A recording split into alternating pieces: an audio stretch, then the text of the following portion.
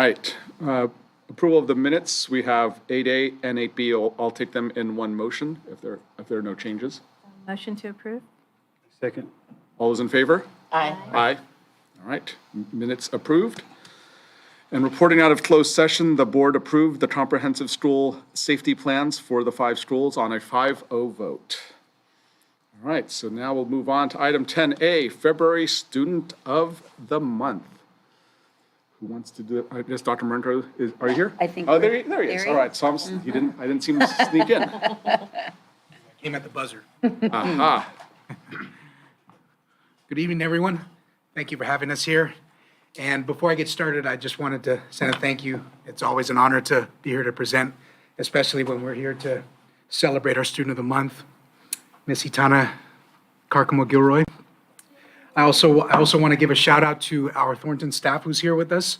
They are the people on our team that make a lot of the magic happen and a big reason why we're here to celebrate Hitana as well. I'm going to turn it over to one of our staff members, a colleague who's been with us for over 25 years as a member of Jefferson Union High School District, and one of the people on campus who has played a major role in the success of Hitana, as well as been able to have a front row seat to see how inspiring of a leader Hitana is and will continue to become. So I just want to turn it over to Mr. Ed Lopez.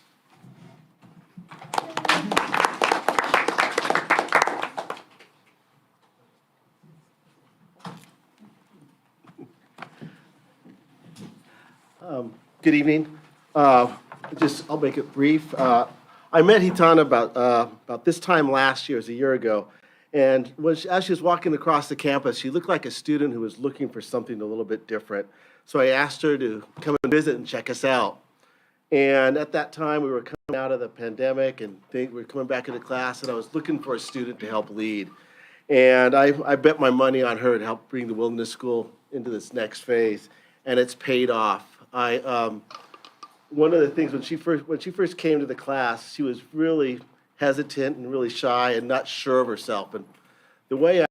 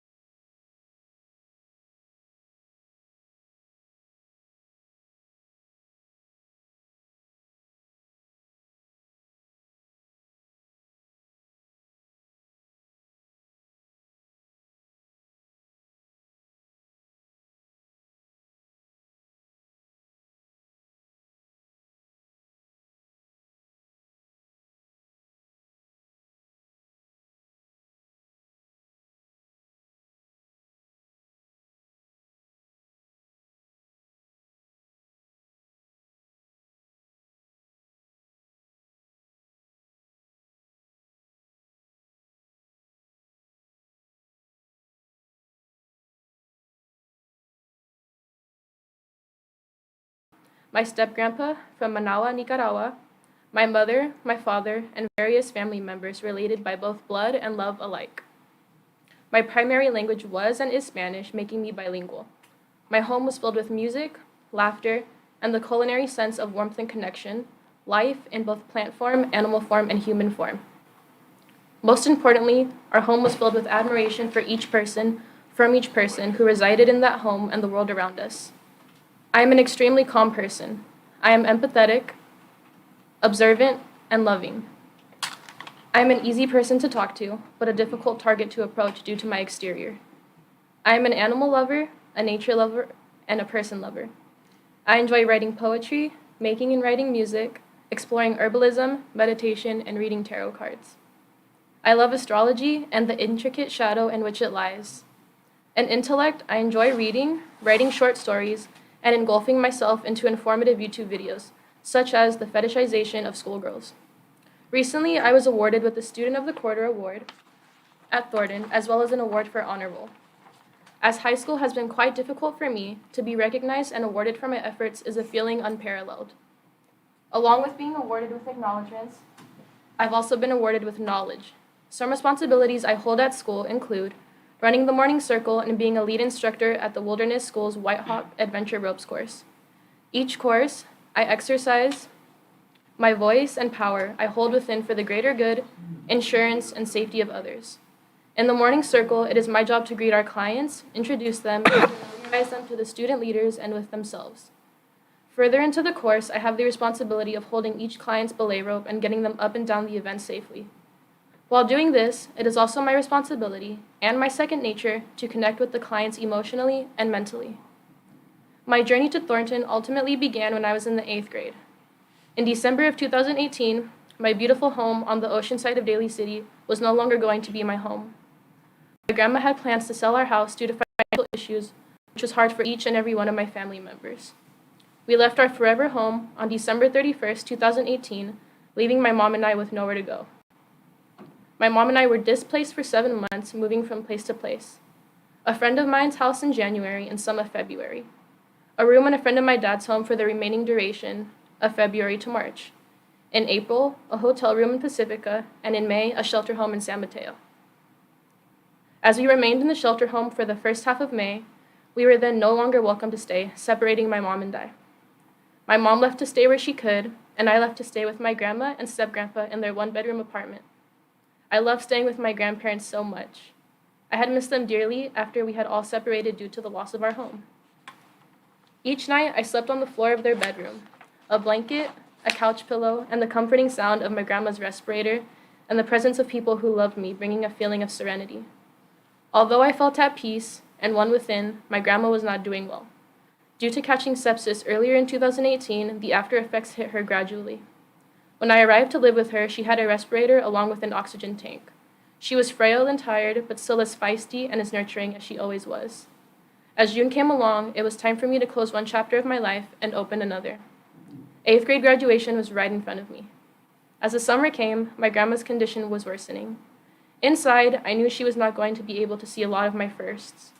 The woman who had told me stories of her childhood in El Salvador, as I lay in her bed, her fingers pacing my strands of hair. The woman who also proudly posted me on her Facebook showing off her nieta. The woman who would almost annually take just her and I to eat at Beach Chalet. I began to rebel and make questionable choices due to the circumstances I was in. As the end of the summertime approached, my grandma was ready to be sent off on her trip to El Salvador. My family and I accompanied my grandma, Gloria, to the airport. We sat and talked before her departure. She told me beautiful things. Go to school, mamita, she said. Do good for yourself. I love you, mamita, she told me. My family and I said our goodbyes, smiles overriding our tears and our inner knowing of what was to come. A few weeks before my freshman year commenced, we received news my grandma had passed on to the next life. Freshman year began as my mom took over the couch in my grandma's apartment, my step-grandpa in the bedroom, and me on the floor of the living room. My longtime best friend ended our friendship unexpectedly. My heart was hurting, but my head was high. As freshman year went on, I began to skip school every day. I was hurting, I was sad, I was lost, and I was what it felt like to be alone. My friends from elementary and middle school began to disregard me at Westmore, the high school I attended until I came to Thornton. My grades were plummeting, as was my well-being. My sophomore year, my grades were still as bad as they were my freshman year, my online attendance alike. My junior year, my grades improved drastically. However, I was not on track for my expected graduation date. In March of 2022, I transferred to Thornton, my first day being my 17th birthday. At Thornton, I made beautiful friendships, loving relationships, amazing bonds with the staff, and repaired the bond I had and have with myself. My grades have never been better. My accomplishments do not go unrecognized, nor do I. I have never felt more comfortable at a school. As my 18th birthday approaches, making it almost a year since I've been at Thornton and the Wilderness School, I truly feel like a replenished version of the person I once was. As I finish my story off, keeping it somewhat short and somewhat sweet, I'd like to formally end with an original poem written by me. See, I grew up in a world of hail, a family full of hurt and betrayal, followed by handshakes that would soon prevail. Voices arguing all night, expressing emotions these drugs flighty might. As opposed to what's deemed as tight, I don't like to fight, I'd rather exercise my rights. A firm believer of love, the only thing that keeps me above ground, above sound, above anything that would care to see me round after round. I settle down, into my sheets, my abuelita giving me these crumbles of mazapan sweets. Combing my hair, filling the air with warmth and grace, I say at dinner, ganaste eres un winner. My grandpa says to me, and in the moment I feel so free, camarón con limón, food for the soul. Trencitas, trencitas, mommy make them tighter. My beautiful mother, never a liar. Pure love in her nature, pure gold in her heart. Loving you, there was never a start. Riding a bike around this lake, plus 10 steps we would take. Good night, Daddy, sweet dreams, I love you, I do. And if those bedbugs bite, beat them till they're black and blue. Father, oh father, what a beautiful soul, lost in the mischief of this never-ending stroll. Big bug eyes, baby button nose, chata bien chata, as sweet as a rose. A petal once falls, a new one to bloom. Gitana, gitana, que linda eres tú. Thank you.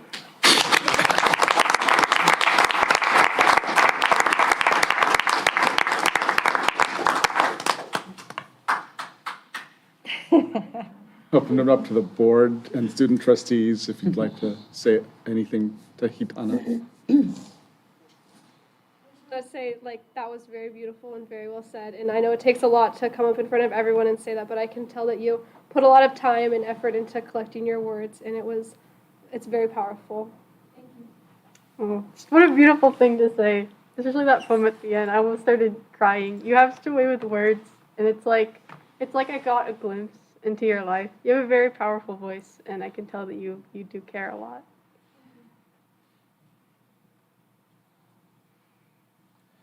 We have a lot in common, actually. I was at Thornton myself. That's where I graduated from, and we have some similar stories in there that I was kind of relating to you with as you were talking. Growing up with, my grandmother raised me. I didn't have parents growing up. I lost my grandmother about 5 years ago, but you mentioned listening to her little machine going. My grandmother had the same machine, so I remember when I used to go over there, just the buzz of it, and that you could hear the oxygen coming out of it. So that was pretty neat. But you do have a really cool way with words. That poem was amazing. I was thinking as you were talking, for you kids these days, we used to be able to shelter. When we were younger, we didn't get the exposure of how big and ugly the world is. And it can be. It could be beautiful too, but with all the things that are going on and how much you guys take in and have to absorb, it's a lot more than kids used to have to do. So it's tough, and especially going through the pandemic thing. So just seeing you kind of come from that spot where you weren't sure where you were going to be heading and finding your way out. I mean, that says a lot about you, your character, and where you're headed. So keep it up. Great work. Yeah. Boy, I'm trying not to cry. You were so powerful and inspiring. And to really be vulnerable and share that with all of us. When I read it on paper, when I read it on my computer, I thought, this girl's amazing, and that she is sharing all of her hardships and her struggles with us.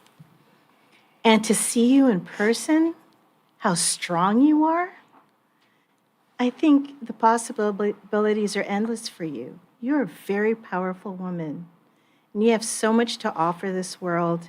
You're an instructor. I mean, I've been wanting to try that ropes course. I'm putting this on camera. Maybe, if our board would be able to do that. I'm sorry. We'll have a special session. I would be safe knowing you were there to help me. Gosh, and I love that saying that you said, that you had people related by blood and love alike. And I think we all have those sorts of people, you know. Thank you for your family and your Thornton family for being here. Thornton always shows up for theirs, always. And God, I'm so proud of you. I'm really proud that you represent our school district so well, and I can't wait to see what you end up doing, because you are going to go far. Thank you.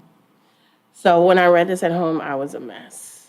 And it was even more emotional sitting and hearing you say it out loud. So first of all, I just want to thank you for your courage, because most students of the month don't speak. We ask them if they want to, but they usually decline. So not to not just speak, but to share in such a vulnerable way was so powerful, so powerful. And, you know, also having a similar story, being a parent and, you know, being homeless with my kids. And I'm not going to cry because you didn't cry. And I was like, you didn't cry, so I'm not going to cry. But I just want to say first to the parents, you know, you feel like when you can't provide the basics for your children, that label that people put on you. But look at the powerful, beautiful child that you created. And for me, that's how I'm going to know you forever, that you produce such a beautiful soul that can impact the room in the way that she did. You know, kudos to you. Kudos to both of you. And to you, you know, life is not fair. And it's terrible to have to learn that at such a young age. But the benefit that comes out of that is you have such a heads up on so many people to know who you are. Like in this short time, I know who you are. And the fact that you can go through so much and still stand there courageous, like the world better watch out. The world better watch out. And I just want to thank you for highlighting and just saying so eloquently that what you went through and how you came out is why I became a school board member, so that I could support the people that supported you. And so I am so grateful to all the Thornton staff, all of the Thornton staff. Like over and over again, with my child and with so many children, you are the definition of love because you support and treat everybody in the way that they deserve to be treated. So thank you to each and every one of you. And I hope that we see more of you. I hope you come back and run for office here. Like I can't, you know, I just can't wait to learn about what you do. And regardless of what happens, because life continues sometimes to be rough. If you hit a rough spot, know that you have so many people who are cheerleaders here for you. Even if we never see you again, I will never forget you. So thank you. Kalima just stole what I was going to say. I was going to say it. So I have a 4-year term here. I just started it. So in 3 years or so, if you want to come back and visit us, maybe we can talk about some things, and nobody has to put up with me anymore. I wish you, I want to say luck, continued success that you've earned. You know, you have a lot of good time in front of you. I hope you enjoy it. Hitana, the gentleman on your left, when I was at when I was at Thornton for the family day, could not stop talking about you. He was so proud of you, about what you've accomplished. And he was just beaming and pointed you out when you walked by with your plate of food. And with what you shared tonight about yourself, about your family, I'm just like my colleagues, I'm impressed and I can't wait to see what you do. And I am eternally grateful to the Thornton staff because time and again, the work that you guys do to really change the lives of our students is nothing short of miraculous, and I am so grateful to every one of you. And it's because of students like you, Hitana, that I'm here as well. This is your reason why I do what I do, to support this district and the students here, because our students come first, and every single one has a powerful story, and I'm so grateful for your powerful story tonight. Thank you so much, and congratulations. And I think it's time for us to actually give you an award in a moment after Ms. Presta's speech. Thank you. You know, honestly, I did cry a bunch of times. I don't think I can say it any better than was already said, but thank you for giving me a chance to just say that I'm grateful for you representing our district in such a profound way. Your words are very strong, and I know that through whatever comes, because life is difficult oftentimes, and it's not fair oftentimes, but you're strong, and your light shines very brightly. So I just choke myself up thinking about you. So congratulations, you really deserve this honor, and I too am really excited to see where your life goes. So come back and visit. Thank you.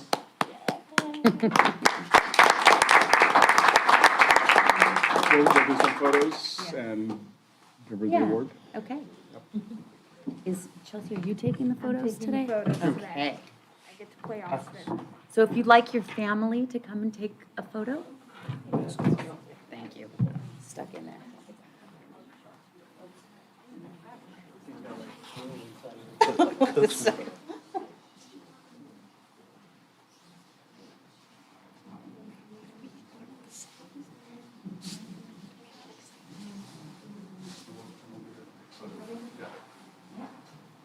And you can take just your time as you like. You in the middle. You guys come around.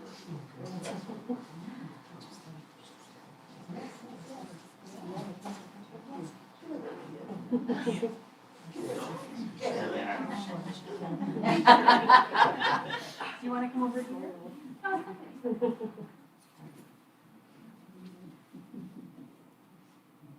One, two.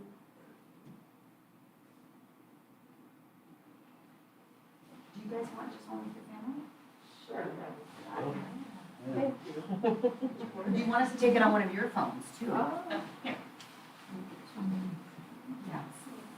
Thank you. Yeah, sure. Sorry. Ready?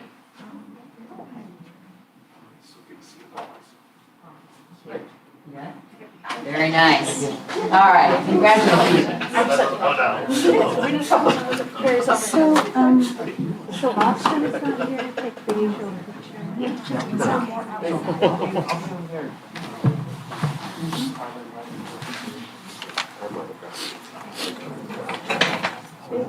Thank you so much. Thank you so much. You Congratulations. do not have to stay. You may go. Yes. Congratulations. Congratulations. Of course, thank you. Our pleasure. Yeah. Our pleasure. Yeah. Should be, oh my goodness. Yeah, you should be super proud.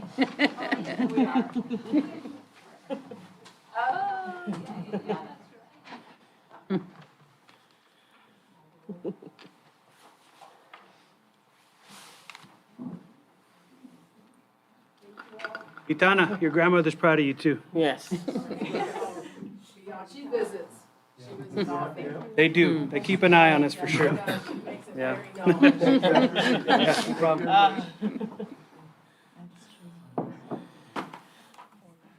Thank you, Thornton teachers and staff. No, thank you guys. Have a Props to good rest Thornton. of the night. Ay, ay, ay. I need Kleenex. Oh, I know. I was a mess when I read it too. Yeah, that was. Thank you. Thank you all. Bye. Night, Denny. All right. Well, that was training. Yeah. Motion to adjourn.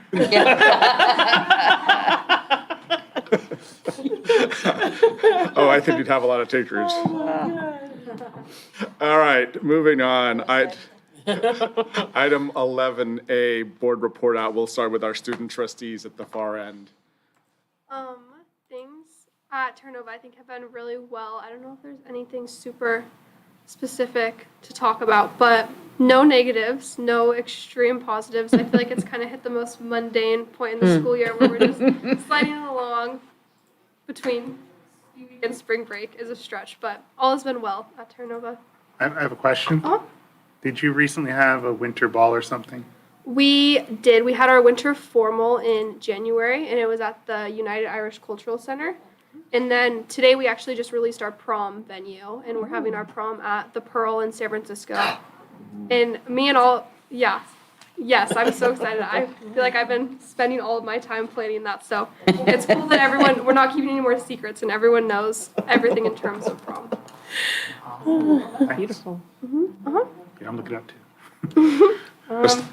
Jefferson, everything's been fine. Again, it's like that kind of weird period where there's like nothing going on. Mission Fusion just finished their shows like a couple of weeks ago. It was all really great Saturday. I think we basically sold out, if not completely sold out. And we finished our team rally. That also went very well. Nothing else really to report. We also had our winter formal, but that was also in January.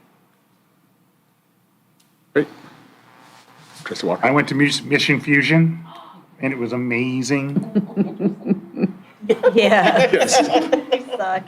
That's where I've seen you before. I had never set foot in the Jefferson campus before that, so it was a really nice introduction. Yeah, pretty big campus. Nothing to report. I'm going to be visiting the Dominique Hoskins Black History Museum on Friday in Redwood City, so I'm kind of excited about that, checking that out. So. Cool. So I also went to Mission Fusion. Excellent, Aiden, excellent. Yep. But I couldn't stop looking at you the whole time. There she is. It was just an amazing show, and then we also were at the San Mateo County School Boards Association dinner meeting last night, many of us, and it was a great presentation on equity and race. And it was just good to be around. There were about 54 education leaders there. It's awesome. Same when we went to Mission Fusion, we saw you, Eden. Dan and I were so proud of you. And, again, so much kudos to all of the students and the staff and the parent volunteers who helped put that together, because I know it's a huge production. And I'm really glad that it didn't rain a lot, so that it made it easier. I also went to the San Mateo County School Boards Association meeting, which was great and a good turnout after I finally found a room where it was being held, because I was a bit of a maze.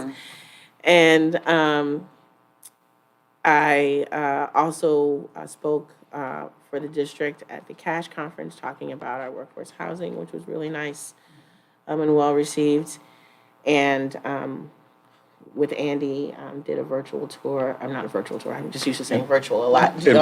In person this time, tour with Santa Cruz Unified. So it was nice to talk to other districts and hope that other districts will also move forward with looking into housing. And one of the reasons why I've used so much of my time doing this is just because, while it does give us an advantage to have it, it's also thinking about public education as a whole. And, we're as good as our neighbor districts. We all have to hold each other up because we don't have each other's backs. No one else will, as we've learned with public education. So really hoping that some of the districts that come through here and move forward and be successful in the same way that we were. I agree. It's good to encourage those other board members in other districts when they're asking questions about what it takes to build faculty and staff housing. It was good to talk to Santa Cruz yesterday. I also went to, as I mentioned earlier, to the Thornton Family Day, which was actually pretty cool. It was just fun to just get out there on campus and talk to staff and see the students, and it was actually a really great turnout. I think this format actually is going to work really well for them. Just much more casual, the barbecue and lots of food. And did I mention there was lots of food? Yeah, it was great. It was really great. Yeah, so it was fun to be out there.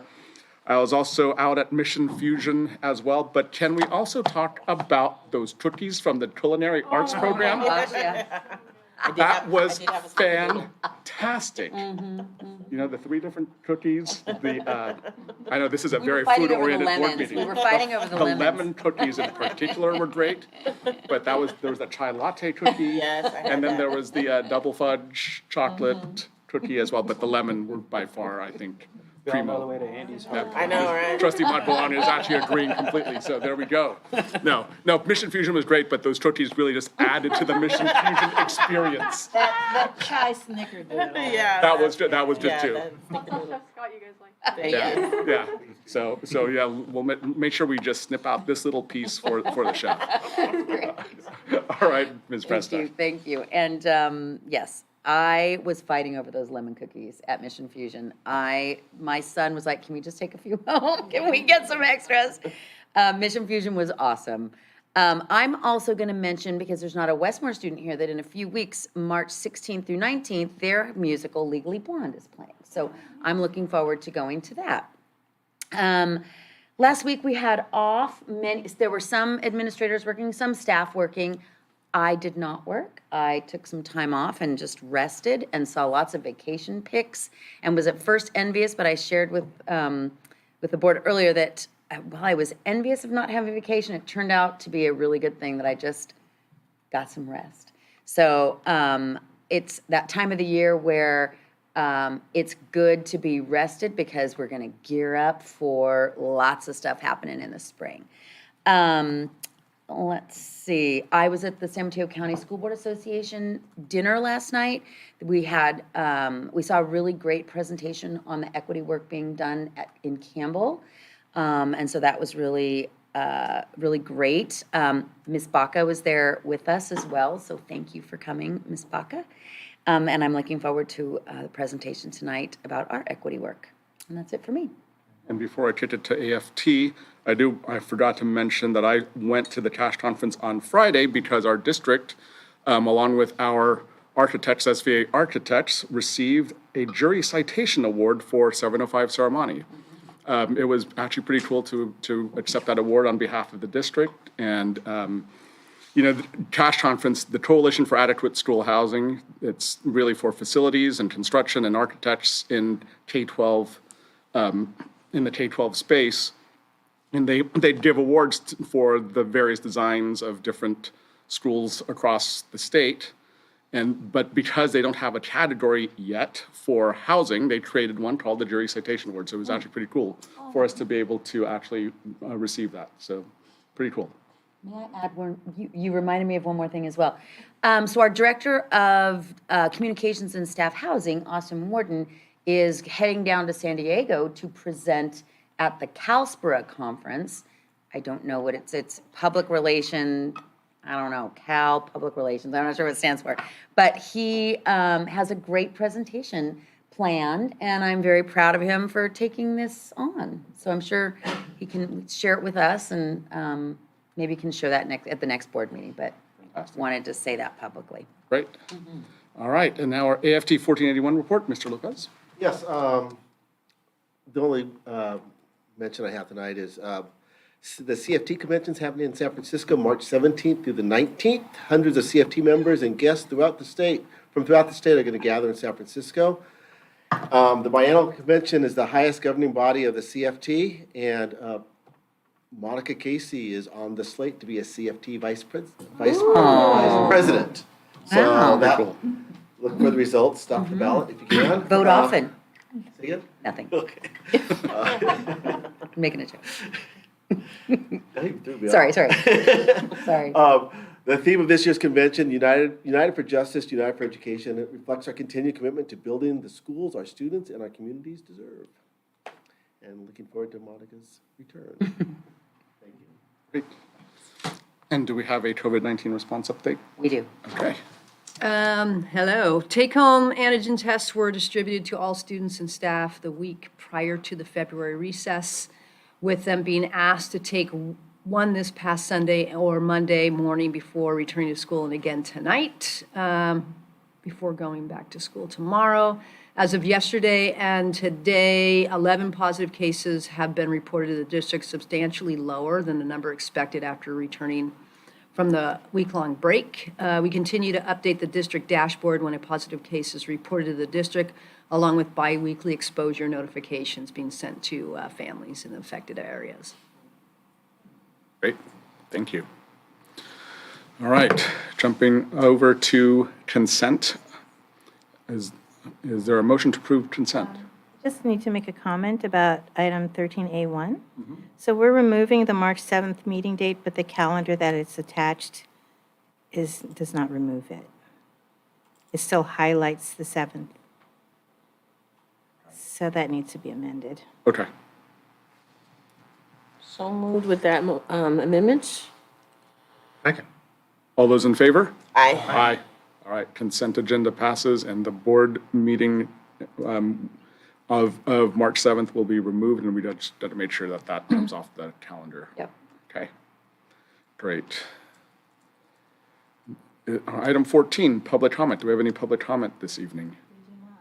Okay, then we'll move on to item 15A1 for the ethnic studies update and the course of study proposal.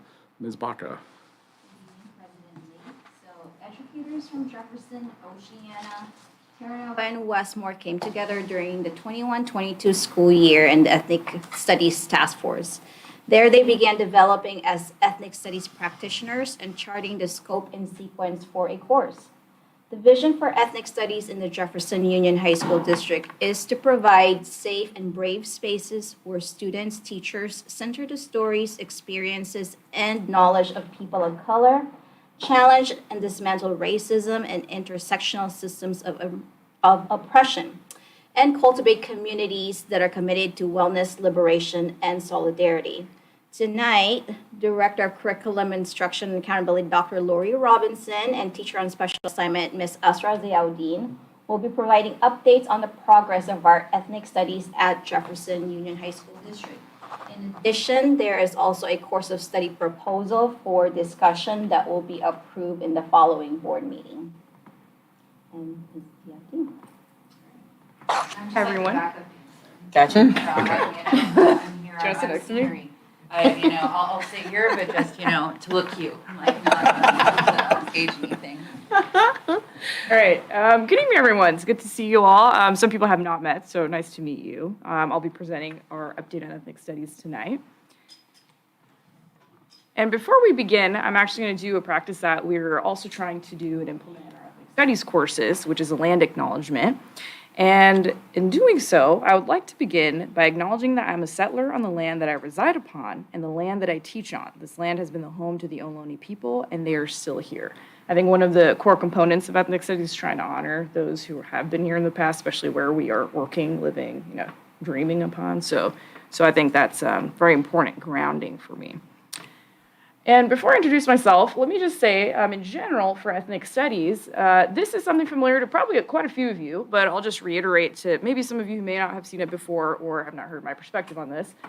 But this ethnic studies pedagogy, at least, is one element of district topics and initiatives that we're taking. And I want to emphasize that this is one piece of something that will provide students meaningful engagement, and that to all students in the classroom. So I want to say it's not a separate piece. I really think that, as far as developing ethnic studies, it'll be hand in hand with a lot of these things. So I've gotten training on UDL this year, for example. Some of the teachers I work with have gotten training on grading for equity. A lot of us are trying to implement constructing meaning, meaning those academic language frames in these sort of classes. So we're trying to, incorporate many other initiatives as well. So just wanted to state that first. And then, of course, a little bit about me. So my name is Asra Ziauddin. So for those of you who don't know me, it's spelled A-S-R-A, pronounced like U-S-R-A, so Asra. And I grew up in East Bay area, Fremont, and then in Pleasanton. My parents are still in Pleasanton. I have a brother in San Jose. I live in San Francisco right now. And a couple things, my academic background. So I went to SoCal for college, went to SoCal, got my teaching credential master's at USF. I specifically got the teaching credential for social justice education. So that's really where a lot of my passion lies. And then was at Jefferson for 5 years. And then in that capacity, I was a history teacher, United States history, AP World, teaching English language learners, etc. And now I'm a TOSA at the district office specializing for, the ethnic studies program as well as social sciences. And that is my cute cat who, when I come home, comes and runs to me, and then my husband's just in the background. But anyway, yeah, so that's my cat, Nico. There we Yeah, go. my Nico. cat, Nico. And so I'll start with our story. So how did ethnic studies become a reality at JUHSD? What I want to underscore with this story is that our district is very supportive, and I definitely appreciate that. However, a lot of the impetus and a lot of the push to make it into what it is today and the update I will give you came from teachers. And so students are definitely asking for it as well, but particularly a group of educators, including myself, we came together in the summer of 2020. Now, I mean, we don't want to go back there, but if I recall the summer, quarantine at its peak, many things happening in the world, and unfortunately a lot of things that were really depressing and really truly heartbreaking, right? And I think the biggest one I can reference is the brutal murder of George Floyd. And I think that really shook me, that shook a lot of my colleagues. And I think at a time when we were really feeling hopeless, in addition to that, many other lives were taken, right? I have a few. This is a slide that's actually a little old. I can update it with more names. And unfortunately, that's the reality of the world we live in.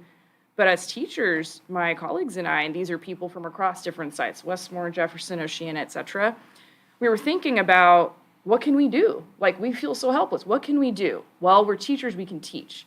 And so that's really where a lot of us got that fire to really, really push and implement a course of ethnic studies, in addition to just the philosophy at our district. So that's really where it comes from. And this is something that, we wrote together as a statement. We all came together after the brutal murder of George Floyd, which we see as a continuation of the dangerous institution of white supremacy that is deeply rooted in our country. We hope to rally educators around the idea of anti-racism, actively resisting racist structures through engaging with our community of staff members, students, and families. We're guided by the framework of ethnic studies. And again, this is just a statement by me and several other teachers that summer. And that kind of lends us into a discussion of what are these characteristics? So what did we even mean by we want to bring an ethnic studies program here? And these, I think, are the essential 5. One, it being anti-racist. I think that's a good buzzword for us, particularly meaning that ethnic studies is something that hopes to eliminate racism. Decolonizing, a core understanding, of course, that history doesn't begin with colonization in that practice of land acknowledgement, for example. That would be something that falls under that category. Community responsive, it's tailored to the student population of the area or school the course is taught in. For instance, a school in our district currently that's piloting, perhaps Jefferson, might have a slightly different program from someone like Oceana. So I think that's a reality we have to acknowledge. And our district in general might look different from a program in LA, right? And so that's what I mean by community responsive. Intentional, it centers the stories, experiences, and knowledge of people of color and works against historical erasure. That bit, word for word, is also in our vision statement, so that was very, very important for all of us. And hopeful, ethnic studies critically analyzes the world in order to envision a just society and change of surroundings for the better. And so moving into our actual accomplishments, this was actually the year 2021 to 2022. I still write dates and I write 2021 down. I know it's 2023, but I'm still stuck in timelines.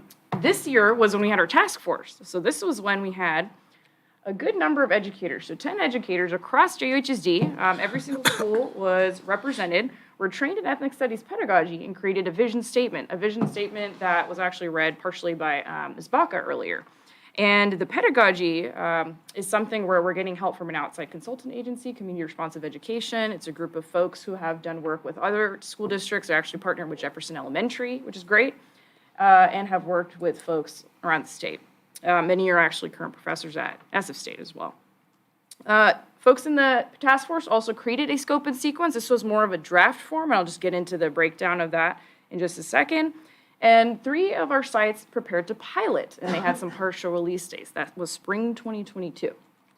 And so this was our vision statement. It was actually already read out loud, so I'll actually move on more to the explanation of our units. And these are the 4 units.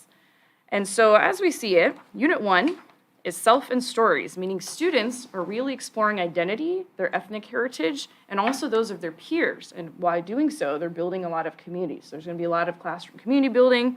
Teachers are often participating in these activities and are encouraged to do so. Unit 2 is then systems of oppression. This is where we get a little more into frameworks, where students are naming and analyzing the systems that operate around them. Then we get into social movement solidarity. This is much more social science history focused in the sense of students are researching historical examples. One key one would actually be the SF state student strike in 1968 to 1969. And that one is pretty exciting. We actually, this year at least, are taking our students on field trips to SF State. So this unit we're trying to bring alive a little bit. And so the kids are actually going to SF State and understanding that history of what happened on the campus and the origins of ethnic studies. And finally, Unit 4, which is Community Empowerment and Agency, where we hope the students are engaging in projects that allow them to reflect on some of the principles or some of those ideas from the course.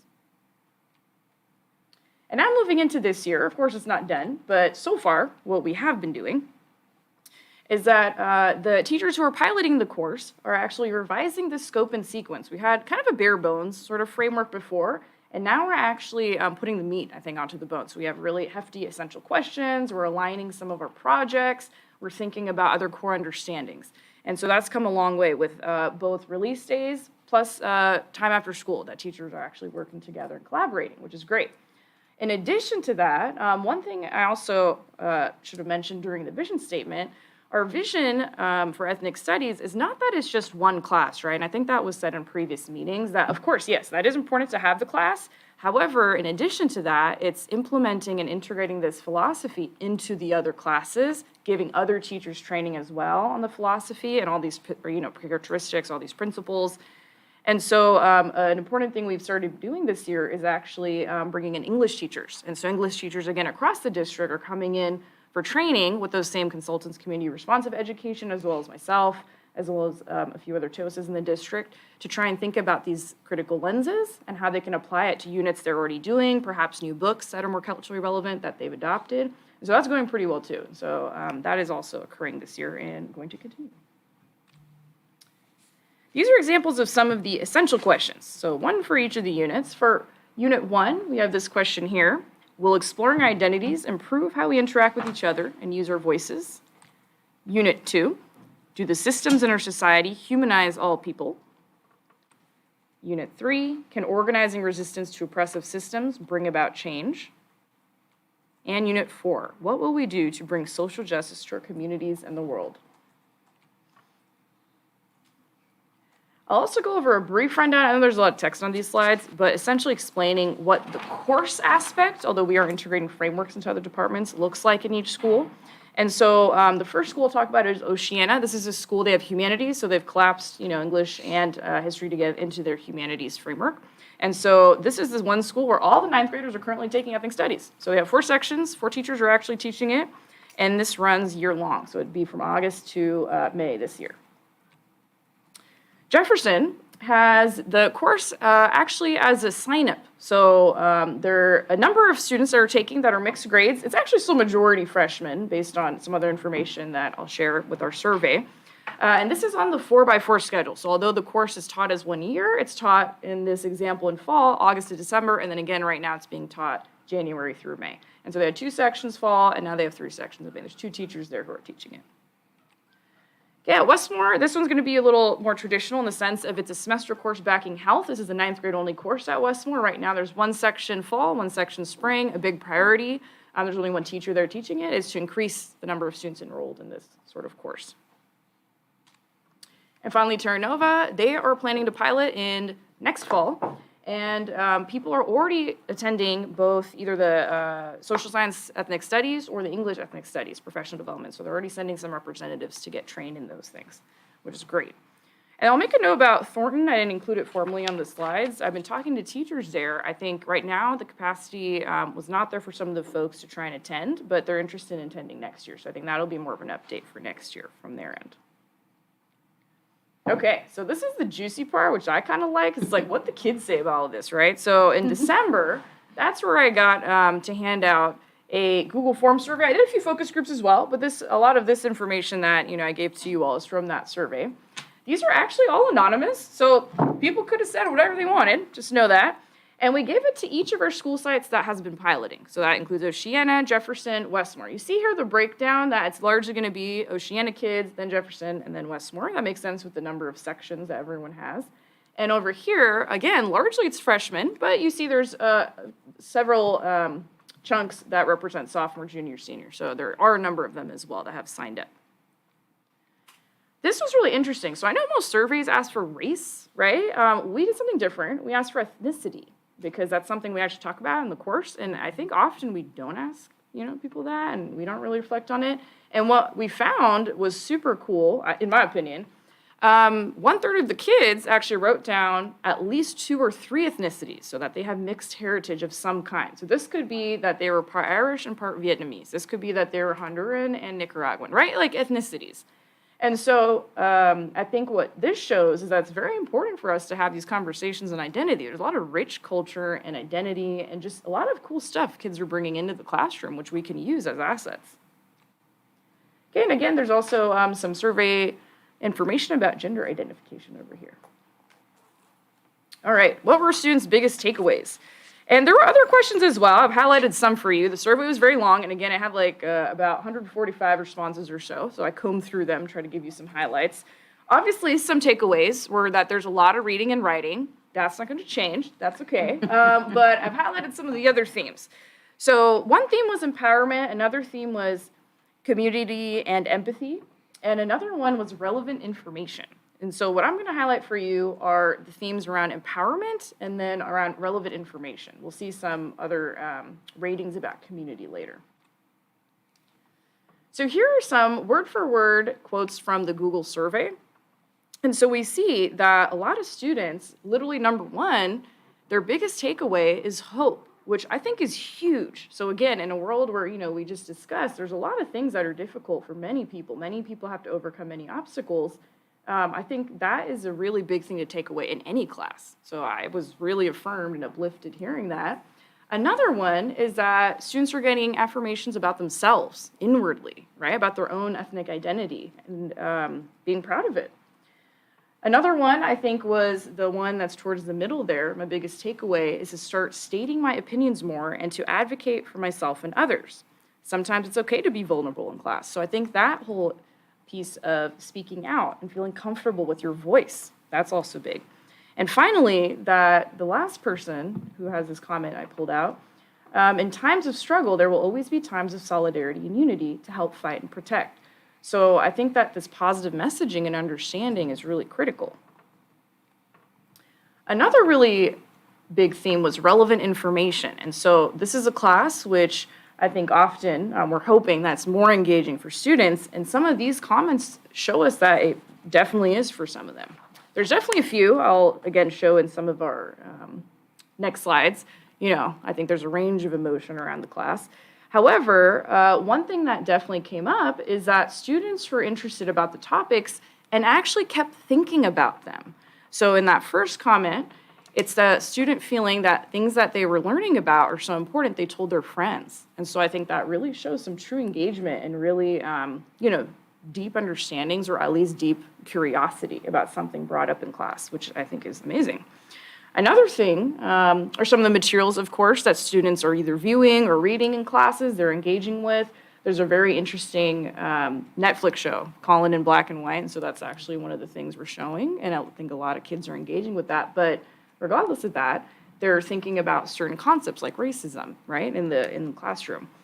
And lastly is this comment here about presentations on our culture. A lot of the teachers are ending Unit 1, that unit on self and identity, with some sort of presentation where students are understanding their own culture, but also sharing about it, their ethnic identity. And so they're listening to other students in addition to exploring and making a presentation about themselves. And this student here said that I felt very heard, knowing I'm not the only one who goes through struggles within family dynamics when it comes to who we are as ethnic people. So building connection. So there's a sense of building connection that is also very strong. And now we have a few ratings for our ethnic studies classes. For example, this first one here shows, did the class help you develop a stronger sense of self, meaning identity, or understand your culture/community better? It ranges from 1, not at all the way to 3, yes, definitely. We see most of the respondents fall into 2 and 3. And here we see, of course, there's always work to do, right? So we see there are some kids in the 1 category, and that's what we're going to hopefully keep talking about and try to improve upon.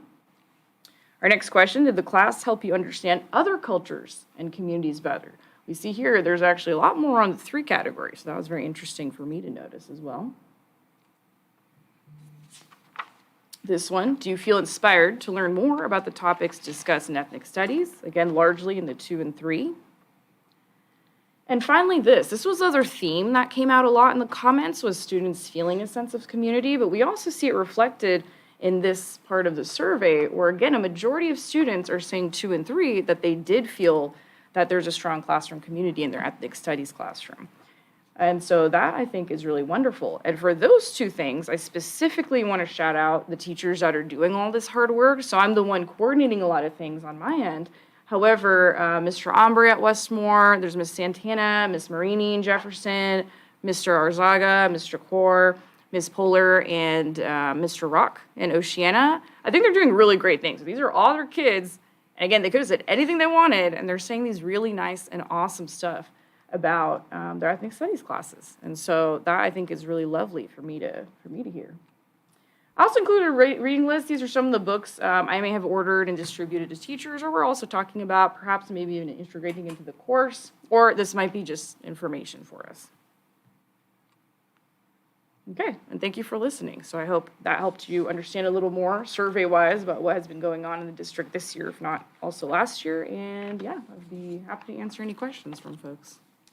Great, I'll open it up to the board, including student trustees, if you have any comments or questions.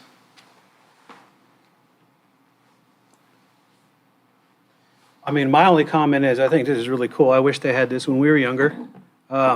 Growing up in a school where we had multiple ethnicities and races and not really understanding, we were always kind of taught, oh, we're all the same. You don't really talk about those kind of things, underneath our skin, we're all the same. But in reality is we're all very different, and trying to understand that helps us all learn a lot from each other and just the things that we do every day, For instance, having Arabic friends in school growing up, when they would fast, that was something that was hard for us to understand why they did that. And they'd have to tell us in their own terms, and we weren't taught those things. So there was a lot of that communication that we kind of did on our own, but still, you do find out how different you are from everybody else, Also, a couple things, too. I was noticing in that one reel where some of the students commented that the class didn't help them kind of identify with themselves. For me, since I'm a mixed race, and I was raised by my grandmother. She was Irish, but I'm Mexican-Irish, and I didn't get a lot of ethnic background, of my own growing up. So it's hard to try to understand where I'm at ethnically, as a younger person. Now that I'm older, I can kind of do my own research. But when you're being taught something like that, it's hard to kind of grab all that stuff. But I think it's cool that you're having these courses and this training to kind of help everybody understand where they can kind of reach out and figure that stuff out for their own. So it's really cool.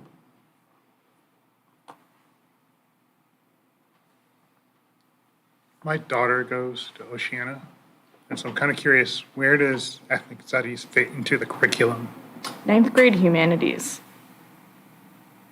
Started this year. There is another course that is, I'm looking at Rocket, is it like race and membership? Race and membership, society? Yes. That is for, juniors or upperclassmen, I believe, too, that they have taught for a while. But it's just at the 9th grade level of the ethnic studies proper. But it's not an elective. Correct. So at Oceana this year, all 9th graders are supposed to take Humanities 9, and that's where they're putting the curriculum in. Yeah.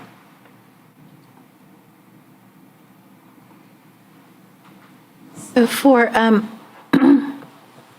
so this has been really great to see the genesis of this and how, while we've been on the board and you've been coming to us, giving us updates. So it's been really exciting to see it come to fruition. And it's just a start. And then you came to the Student Advisory Council meeting, and there were a ton of questions they had. I mean, we went long because all the students were they had a ton of questions for you. And I know when it was my daughter graduated from Jeff last year, and she was really bummed that, why didn't they have this yet? But at least there were some courses that touched upon, some of these issues. But when do you, because at Jeff, is it because of the 4x4 that it's, you have to sign up for it, for this? Yeah, currently that's how the admin are deciding to do it, even for next year. But that may, I mean, we had conversations. It may or may not change in the future, of course. But I think right now that's the best way for them. I think, but at what point are we making an ethnic studies course? We don't want to just have a course, you know, like you said, we want it to be embedded in all our classes so that we're more attuned and well-rounded and we're raising good people. So at what point are we going to make it a requirement? So the law. The law. Says that it's the graduating class of 2030. And so we don't want to wait for that. Obviously, you know, it's far down the line, but we also don't want to like lock ourselves into place on exactly what it has to look like at each school site. It needs to make sense. It needs to fulfill student need. It needs to, as you said, not live in one particular course code. And it also, and I know Usher can speak a little bit more to this, doesn't need to even just be a singular course code. Like there are opportunities for not only it living in other disciplines, but it being a series of courses, you know, just like other disciplines have, you know, sort of continuations. Yeah, that's one interesting thing that some of the schools are exploring potentially. You know, of course, first priority is getting prepared for that mandate, which is actually going to be fall of 2026. That's when that goes into play. However, there are schools that are really interested in trying to build a pathway so that there is potentially a freshman course, for example, or underclassmen course followed up by an upperclassman course. So I think there's a lot of creative things happening and a lot of really interesting ideas going around. And because this is so new, I think it'll keep evolving. So I'm sure if I come next year, I'll have another update. And then you'll know where that goes. Yeah, but right now we're able to build the curriculum. Because I know that on the state level, there was so much debate and just the back and forth on watering down, we call it watering down the curriculum. And I don't want us to be teaching kids something that isn't relevant to them, you know? So I'm just, this is a living thing. That's how I'm looking at it. Yeah, I think that's exactly right. Yeah. I feel like that's how a lot of us are looking at it from the teaching side too. So I will first say I would to thank all of the teachers for pushing this forward and getting us to the place where we're in, and I'm extremely grateful. So thank you. And to piggyback on what Trustee Tejada said, you know, I am looking for some sort of goal of what this is supposed to be. I am fine, you know, and I'm. You know, it's not our role to like tell you how to get there, but I would like to know where the there is. Like what is there? So Oceana has decided to do the year-long, but what is the goal for all the other schools? Because I do think that you know, I don't want to push schools into doing things that they're not prepared for. So that's not what this comment is. This comment is more about I want it doesn't matter what school you go to, you're getting a robust ethnic studies program. And in my mind, that is not a semester class.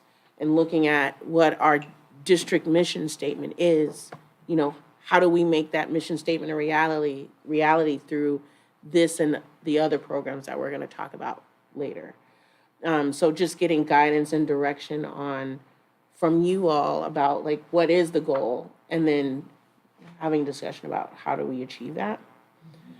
And then my other comment is more, so I struggled about whether I was going to talk about this, but I think I am. We have the local land acknowledgement, and one of the things I do outside the district all the time is that I do want to say all of their names, but I also want local names to be acknowledged. And it bothers me to no end that locally, we talk about people who lost their lives to law enforcement outside of the county, but we never mention the people who lost their lives to law enforcement right here. Like, our lives should matter here, too. So just holding that up somewhere here, because none of those families received any acknowledgement or justice. And I think it's, you know, San Mateo County has some of the worst outcomes, and it's never talked about and discussed in the way it should be talked about and discussed. So, just putting that out there. And I also wanted to say that it really made me happy that we're already going back and getting feedback from students to hear what they have to say about the program, because for me, it's just, I don't want to do something that's not really making an impact or difference. So constantly getting those metrics and data, and if we could continue to do that so that we know as a board too, that would be great. And that's all those are all the comments. And again, just kudos, mission accomplished on looking cute. I just want to pass that, just to say that as well. You did that. I do want to speak to what you said. Thank you so much for the comment about keeping it local and bringing up those examples. I mean, one of the things I love about the books that Usra has on that list is that she put up The Color of Law. And one of my favorite parts about that is that it calls out Daly City, you know? And so by having a community responsive model like they've all been working with our consultants, we are bringing in things from our own backyard and topics. And I think that's part of what is really speaking to the students. And I just wanted to also mention in terms of the requirement, I think we do want to be a little careful in the tightrope we walk with the required piece versus the program that we build out, because the requirement does come with credential constraints, and things like that to fulfill certain requirements. Whereas when we are looking towards building this really robust program, we can open it up to English teachers. We can open it up to all of these different subject matters and have it in there. One of the things that they've been working on this year with the English teachers is I'm looking at her because I'm like, it's got a real fancy name. It's the Ethnic Studies Story Praxis Story Plot. There we go. There you go. That's What is the acronym going to be? I'm excited. Yeah, but it's essentially looking at the plot line of any kind of story and seeing it in terms of struggle, resistance, healing, and evaluating that, and that you can really take any story and evaluate it through this lens and encourage students to do the same. And I was talking with our other TOSA, Lisa Rubin, who's been partnered with Usra in this work, that they do. I just also want to shout them both out because we partner with community responsive education, but I value Usra and Lisa as much, if not more, in terms of the facilitation that they do, their credibility that they have with teachers, and all the hard work they've done over the last 2 years, and they go above and beyond. And what we were talking about is that hey, any book that we adopt from here on out needs to have the teacher propose it with how it fits in this story plot line. Not because, some books will fit it and some books won't. I think all of them will, but we need to be thinking in that lens when we're adopting all of the materials as we kind of move forward. And so that's how I'm kind of hoping that it lives in this very standardized, clear their way to speak to your point. Yeah, and I agree with all of that. And I think my point is not about the state requirements. Yeah. It's more about getting from you what the goal is. Mm-hmm. Hearing from you guys what you think the goal is, and is the plan to have a umbrella goal, this is where you all need to end up, the schools, and you can decide how each school gets there, but I just want to know, is there a plan for what is there? Is there a plan for this is where everyone needs to be? And is there a timeline that could be fluid because things happen? We all learned that, like you said, 2021 and 2022, I still write those because we were stuck there for a very long time. It felt like it was forever. And so knowing that, we never know what can happen, but for me, in just holding ourselves accountable and always making sure that we're looking at it, it would be nice to know what the objective is, and then ensuring that we are moving towards the objective. Sure, I had one comment on that because I think that's a great point. I think it's a little challenging to answer just because, okay, so here's an example. So this past fall, we had the, privilege of going to Cappuccino High School in San Mateo Union. They welcomed us in, meaning myself and the ethnic studies teachers, and we actually got to observe what they have as their program. And I know that they're, for example, building a pilot program. But before we saw it, we didn't even know that thing existed. but now we're having discussions about it. So I think the more we're going to be exposed to different case study, different sites, just different ideas from people of how this could look, and then how would we even get there? Do we have the capacity?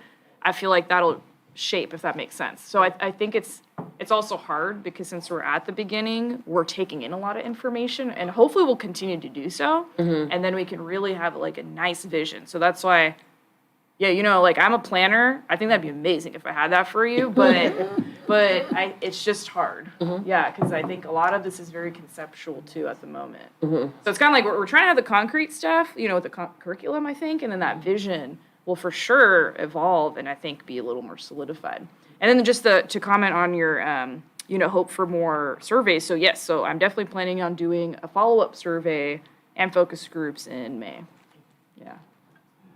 Add something to that. So, I don't remember, but I know that it was said here, the idea of not just having ethnic studies being the ethnic studies class. So that's definitely part of our vision. Yeah. How that really looks is really hard and a bit amorphous, right? So I just want to speak to that because I think that we do share that same goal. It's not just for this semester you're going to go learn about ethnic studies and you don't think about it for any, you know, the rest of the time. In a comprehensive high school, it's harder than, you know, in a middle school class or something where you might have a self-contained classroom and that teacher can weave math learning and science learning, and you know it's easier when it's that way. It's just more difficult. So I'll share that's one of my goals, you know, but not quite sure how that's going to look just yet. Because I mean, one of the focuses for me too is like, how long is Westmore going to be okay with just having a semester class? Correct. Yeah. You know, how is that going to grow? Because that's like one of our largest schools. And it needs to be at all of the high schools. Right. Yeah. So exactly. Yeah, and you know, how like, so it also works for me, like how often do I check in with you? Like if I know like, oh, there's a plan and it's being worked on, then you know what I'm saying? I do hear you. Okay, thank you. I think the best part also is that, like I said before, you have a lot of teachers that are very passionate. So I think that's the number one thing that's gonna, for example, that example you just brought up, will move conversations at sites such as Westmore forward. Because I think there's so many invested teachers that I think have begun this process and really want to see it grow. I mean, I'm one of them, so I'll just be there all the time. But yeah, you know. And teachers so seeing we'll each other. up. Like those teachers, then it spreads. I've seen that. And so with that, I mean, when we're talking about the teachers who are interested, are they, and we're already training the English teachers, is the interest cutting across all the different disciplines? If we're starting to look at some of even the STEM teachers, are we starting to see interest even in that area? That's a really good question. So I think that's going to be a little harder just because I've worked with my cohort of the social studies teachers and then the English teachers.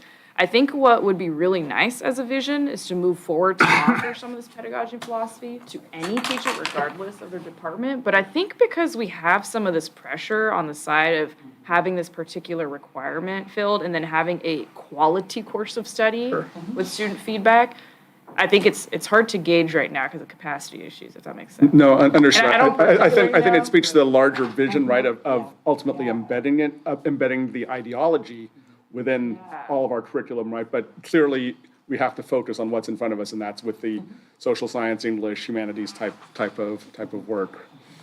Which makes sense, at least from an execution standpoint today. Yeah, because I think I'll talk about the observation that we did that was super cool at Cappuccino is that they have summer institutes in the sense of, you know, they're doing their own thing, but teachers have different almost threads that they're going in, whereas, you know, maybe there are some that are specifically versed in ethnic studies pedagogy wanting to deepen lens. Some folks from any department just want to know about it, and they have a certain cohort of them going through, you know, so I think they're really creative ways to engage teachers. So I think we can, like, I would love to think about it and put that into practice. But yeah, I think the hard thing is also, like, there's a lot of priorities. And so it's about, okay, what are we prioritizing now versus, like, near future versus, you know. Yeah. Given where we were before and where we are today with the feedback that you receive from the students, I mean, it's powerful. I got emotional reading those responses the first time I went through because clearly the material really touched their minds, touched their hearts. You know, they were able to identify with who they or begin to identify with who they are, which is really a cool thing, and it really is about educating the whole child, right? It's, we're touching their minds, but we're touching their hearts, and they really start to get it. It's really powerful, and so kudos to you and all the staff for really making this happen. And I was also want to comment on just the course proposal itself, the level of detail in the course proposal. And to the different types of activities that you're recommending that they be able to do. So, to be able to touch on some specific technical and presentation skills. I saw you drop in the Pechacucha, for example, which was pretty darn cool. That would be amazing to have students talk about themselves through that type of presentation. So really just the thoughtfulness behind everything and the intentionality within the course itself is really well done. Yeah, that took a lot of sweat and tears. Yeah, a long process for that. Yeah. Would you share with them, you shared with me passing in the hallway one day about when you were doing the student interviews and how sort of touched you were about how they were speaking about their teachers? Do you remember that comment that you shared? I just thought it was really sweet. Yeah, it was actually, so Mr. Mr. Arzaga, so at Westmoreland and at Oceana were kind enough to let me in. I was going to do a focus group at Jefferson, but then I got sick with the flu, so that didn't happen. Anyway, that's fine. So yeah, the kids were so precious. So I had small groups of maybe about 5, and for each of those courses, they happened to be freshmen, right? And so some of those kids echoed a lot of what was actually said in some of these comments. So a lot of them were talking about community, that they really appreciated that project at the end of the identity unit particularly, and that they all really liked how their teachers participated in the activities. So the teachers are also doing this. So that's one of our intentional focuses, is that if you want the kids to be vulnerable, right, you model your vulnerability, but also you share about yourself. That's how you really build connection and empathy. And so the teachers are also sharing about their own identity, perhaps their struggles.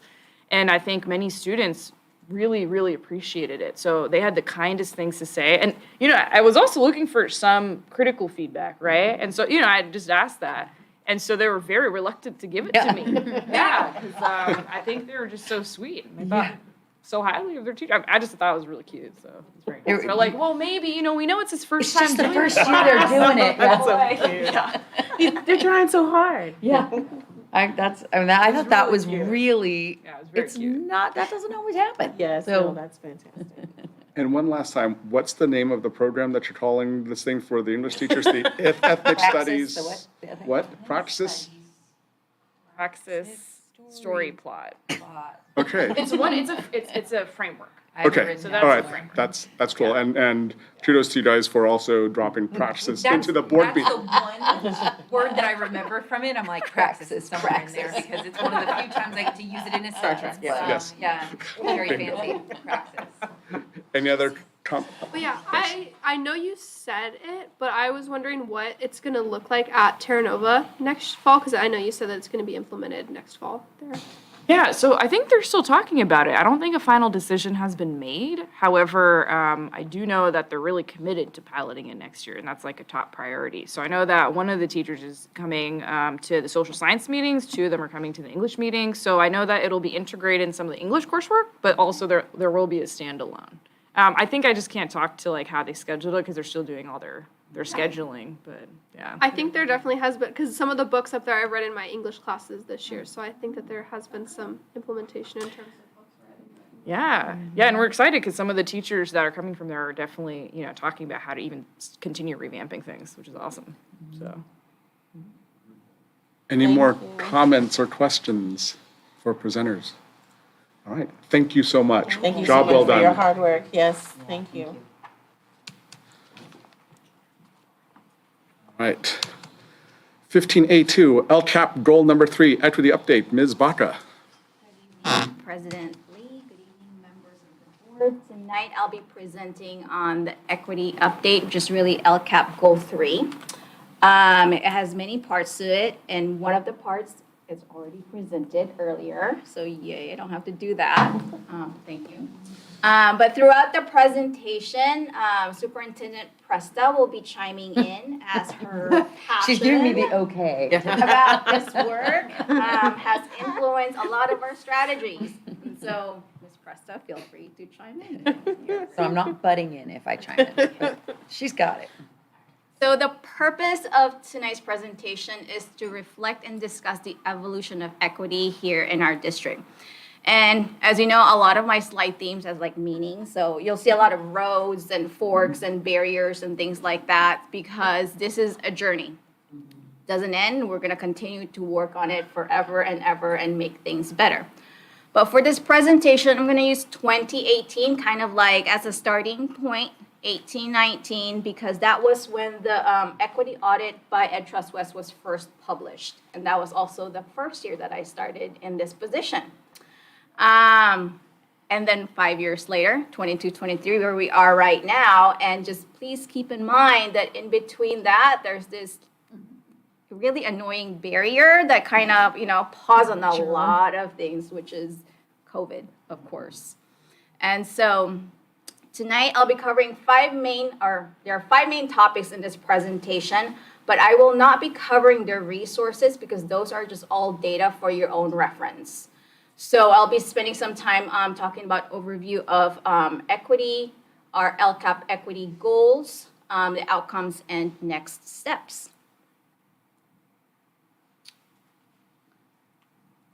So equity in education overview.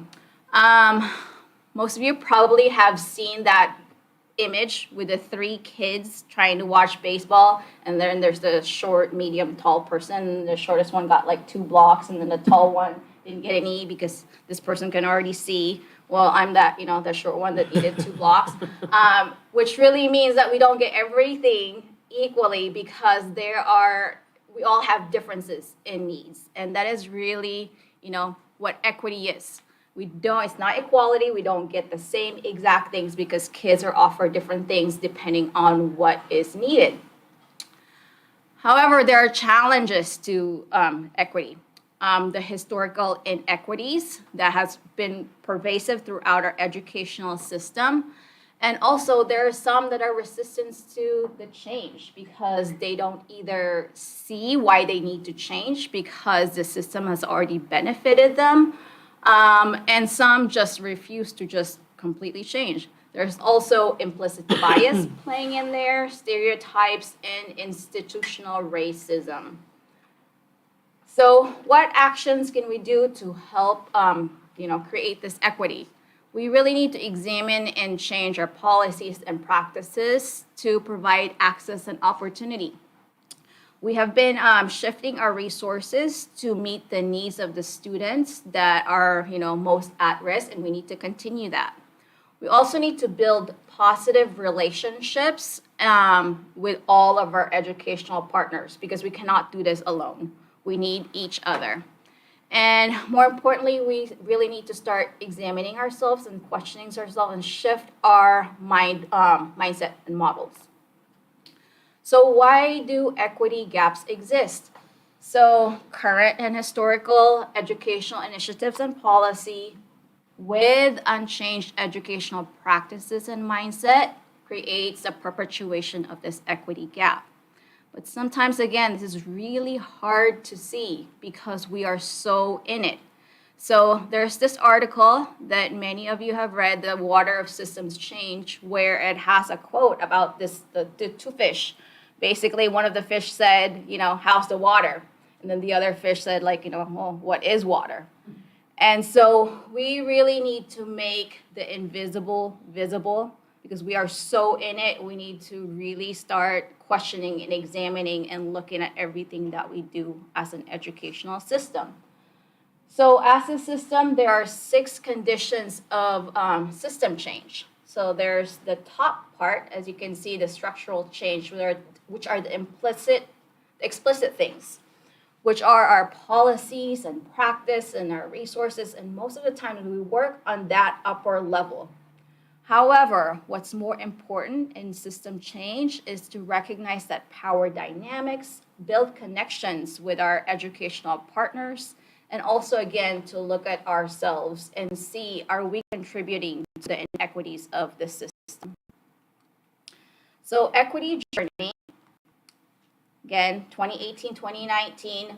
So this work actually even started before that in 17, 18 because former Superintendent Irish and I received an email from the county office inviting us to attend an equity forum facilitated by EdTrust West. And there we heard Pedro Noguera, Tyrone Howard, and also many districts and told us what they were doing to advance equity. And so that's when we heard about the equity audit. So we partnered up with them, and then 17-18, they did like a lot of data collection. This equity audit was published in the fall of 2018, and then groups of people, a steering committee and a working committee, worked on a blueprint on what can we do to improve the outcomes of our students. And on top of that, they also did an analysis for our math assignments to look at the type of rigor that our students are getting in their math assignments. They're comparing Math Course 1, and at that time, we had Math Course 1 Bridge just to make sure that we are, equitable in our classes. That year also was the first year when President Lee and Vice President Salahuddin attended the state's CSBA Equity Network. The following year, our administrators received training on LGBTQ+, and also from that, we formed an ad hoc committee. Now, the Equity Network work continued on through the San Mateo County School Boards Association. So school board members across the county with district leaders attended this and really learned about this work. And then we wanted to bring that district-wide, and so we had a plan, series of meetings for us to meet, and we were only able to meet twice because of COVID. And so right after that, this committee, basically stalled. That fall of 2020, though, even though we were at home, there was an equity statement subcommittee that gathered together to start drafting our equity statement. So work was still done. In 2020, 2021, we were in distance learning. That was the first time when district-wide, our staff heard the topic of racial equity as a district. So we had Nicole Anderson come in and speak to everybody and all staff members. In addition, Gender Spectrum provided a 2-session training for all of our staff, one during the Welcome Back Day and then a follow-up at each of the school sites. And then that year too, there were a series of board study sessions, and on April 20, 2021, for that, because it's Emma's birthday, 420, the equity statement was adopted. Then in 21-22, our administrators received training from Courageous Conversation. That was the very first time that we partnered up with them. Ethnic Studies curriculum development started, Grading for Equity PD started, and also the professional learning community for Universal Design for Learning also started. So all of the work in 21-22 is actually continuing in 22-23. But here are the new things that happened this year. So all of our administrators have been trained to with Toby Scruggs' on Brene Brown's Dare to Lead. I'll talk more about that in the next few slides. Also, during our welcome back, we had 2 keynotes who talked about race and equity, and that was Toby Scruggs and Luis Versailles. In addition, the last PD day for the staff, all of our staff members, classified and certificated, receive a training on Introduction to Courageous Conversations so that they are aware that we are working on this.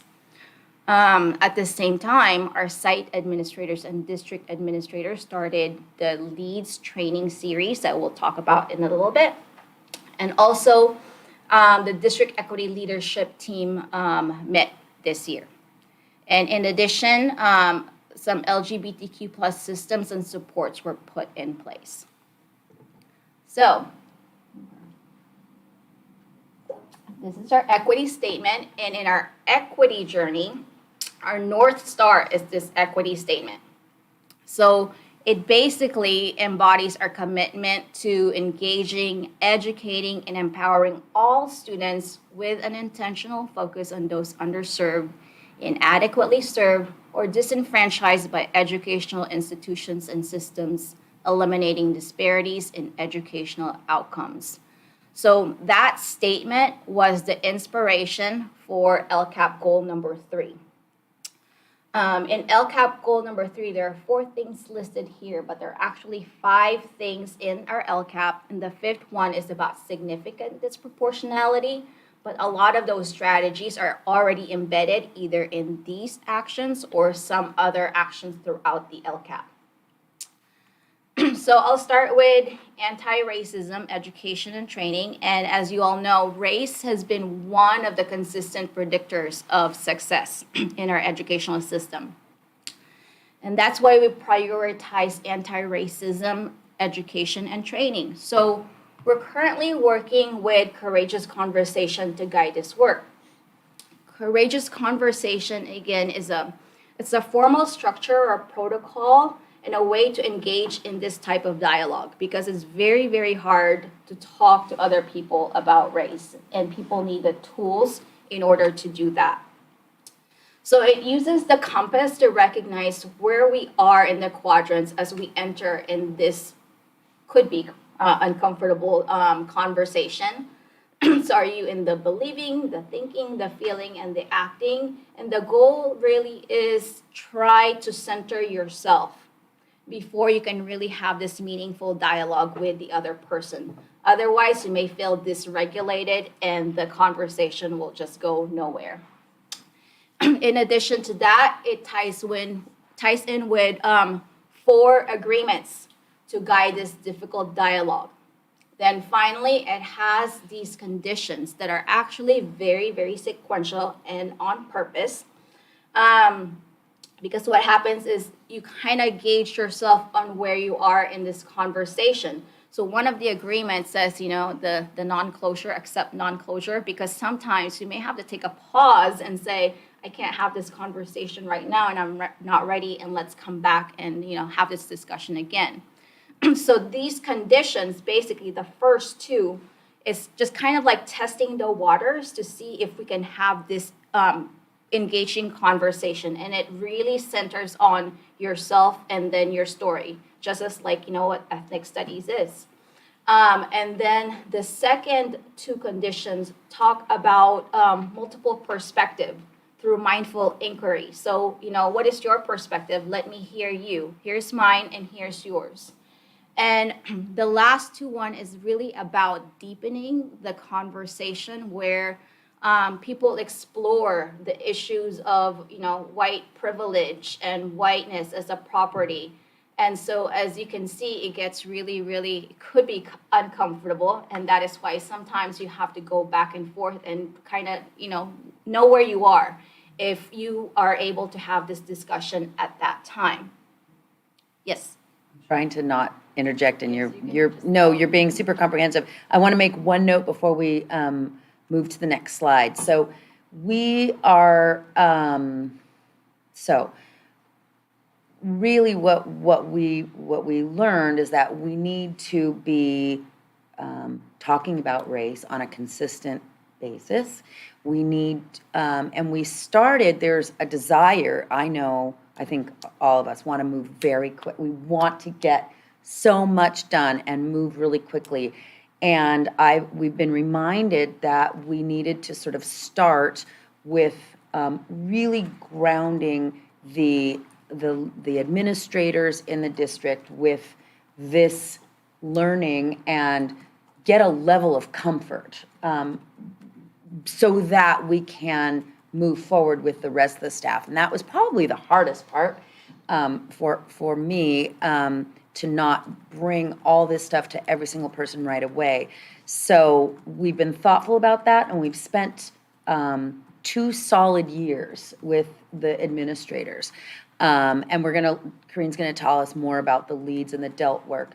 But this work, I'm now seeing roots really take hold with between the Courageous Conversation training and the Dare to Lead training from Tovi, which Tovi Scruggs Hussein, who does the Brene Brown Dare to Lead training, it's Dare to Lead training, and she's also somebody who is very gifted at working with race topics and helping people. So it's really a double gift that she brings.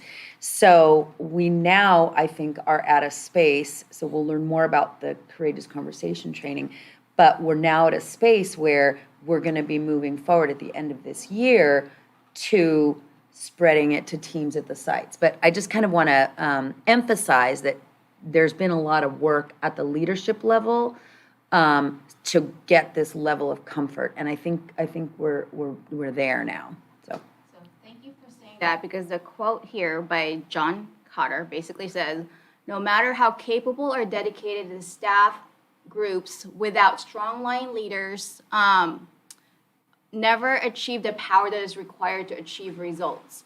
Efforts that don't have a powerful enough guiding coalition can make apparent progress for a while, but sooner or later, the opposition gathers itself together and stops the change. And that's why we were very intentional in supporting our leaders first in rolling out this work. So here's a little graphic on how the training has gone and will go. So it starts with the core of the guiding coalition, which is the district equity leadership team. Consists of our executive cabinet members, superintendent, associate and deputy superintendent, and then director of human resources. And our goal is basically consult with Courageous Conversation and each other and develop like some systems where we can look at policies and practices to make sure that what we are doing and what we are implementing helps achieve our equity goal. Currently, we are working on our equity lens tool that I will be sharing in a little bit. So again, we started working with as a DELT in 21-22. It's continuing this year, and then we'll continue again for the following year. Now, a bigger group, while DELT is happening, there's also LEADS happening. And LEADS, Leadership for Racial Equity, consists of our vice principals, directors, and executive cabinet. And it's a series of training sessions, and the topics are listed there, and also the time frame that it was being offered. So basically, we started in August 2022, and we will finish in August 2023. And parallel to that, right? Yes, go ahead. I notice I'm scrolling through the attachment in the board agenda. We've updated it to put some times and dates because we realized that we didn't have those. So as I'm scrolling here, I'm like, wait, the dates aren't there. We will update it in the agenda so that the public can have access to that too. But if you notice, Ms. Baca added when everything has happened or is happening. And so again, the work doesn't stop, with us and the administrators, and we want to make sure that this happens at the school site level. And so the goal is for each of the school site to have an E-team or an equity team. And it consists of about 8 individuals that will help train and provide professional development about this work. They will receive training from Courageous Conversation, but in between the training, they also will have some assignments that they need to do at their school site in order to continue this work. So those are some of the examples that they will be doing: some staff meeting facilitation, some literature circles, data analysis, and things like that. So again, that's what happens at the school site level. And then and that training happens starting in June of 2023 all the way through June of 2024. And then we want to, of course, expand it with our students also. So the following year, we will be convening a group of students, a multi-group of students, to provide leadership opportunities and for them to voice their leadership on this work. So we will be forming the Students Organized Against Racism. So that is our work with Courageous Conversation. I believe in May, Courtney Caldwell will be here to also do a board study session on this. So having a conversation about race requires brave leaders and courageous cultures. And that is why we had partnered with Toby Scruggs Hussein, who trained our leaders in Dare to Lead. And it is a 24-hour training. And we basically explored how to listen with empathy, our vulnerability, that we must choose courage over comfort, and live in our values. And so this is really teaching us to really be more courageous and step up. And those are some of the leadership commitments that we have signed and attested, and we had our partners to make sure that we are committing to those commitments. So here are some of the Dare to Lead testimonials by our administrators, just for you to view. And then the next part, so I'm going to move on to the next action, which is really grading practices. So with Joe Feldman really said it best when he said, are we, by using, supporting, and not interrogating traditional practices, accessories to the inequities in our school? So grading, traditional grading has been one of the major perpetuators, is that even a word, of inequities in our school. And so traditional grading really does not reflect accurate learning. Like if you look at a grade book, you will see, homework, extra credit, conduct, all sorts of things. So it's not really accurate because it doesn't reflect the true learning of students. Traditional grading could also be biased. It could be biased towards those who have more resources or could have, could afford tutors. And so the goal for this work is, again, to remove that bias from grading.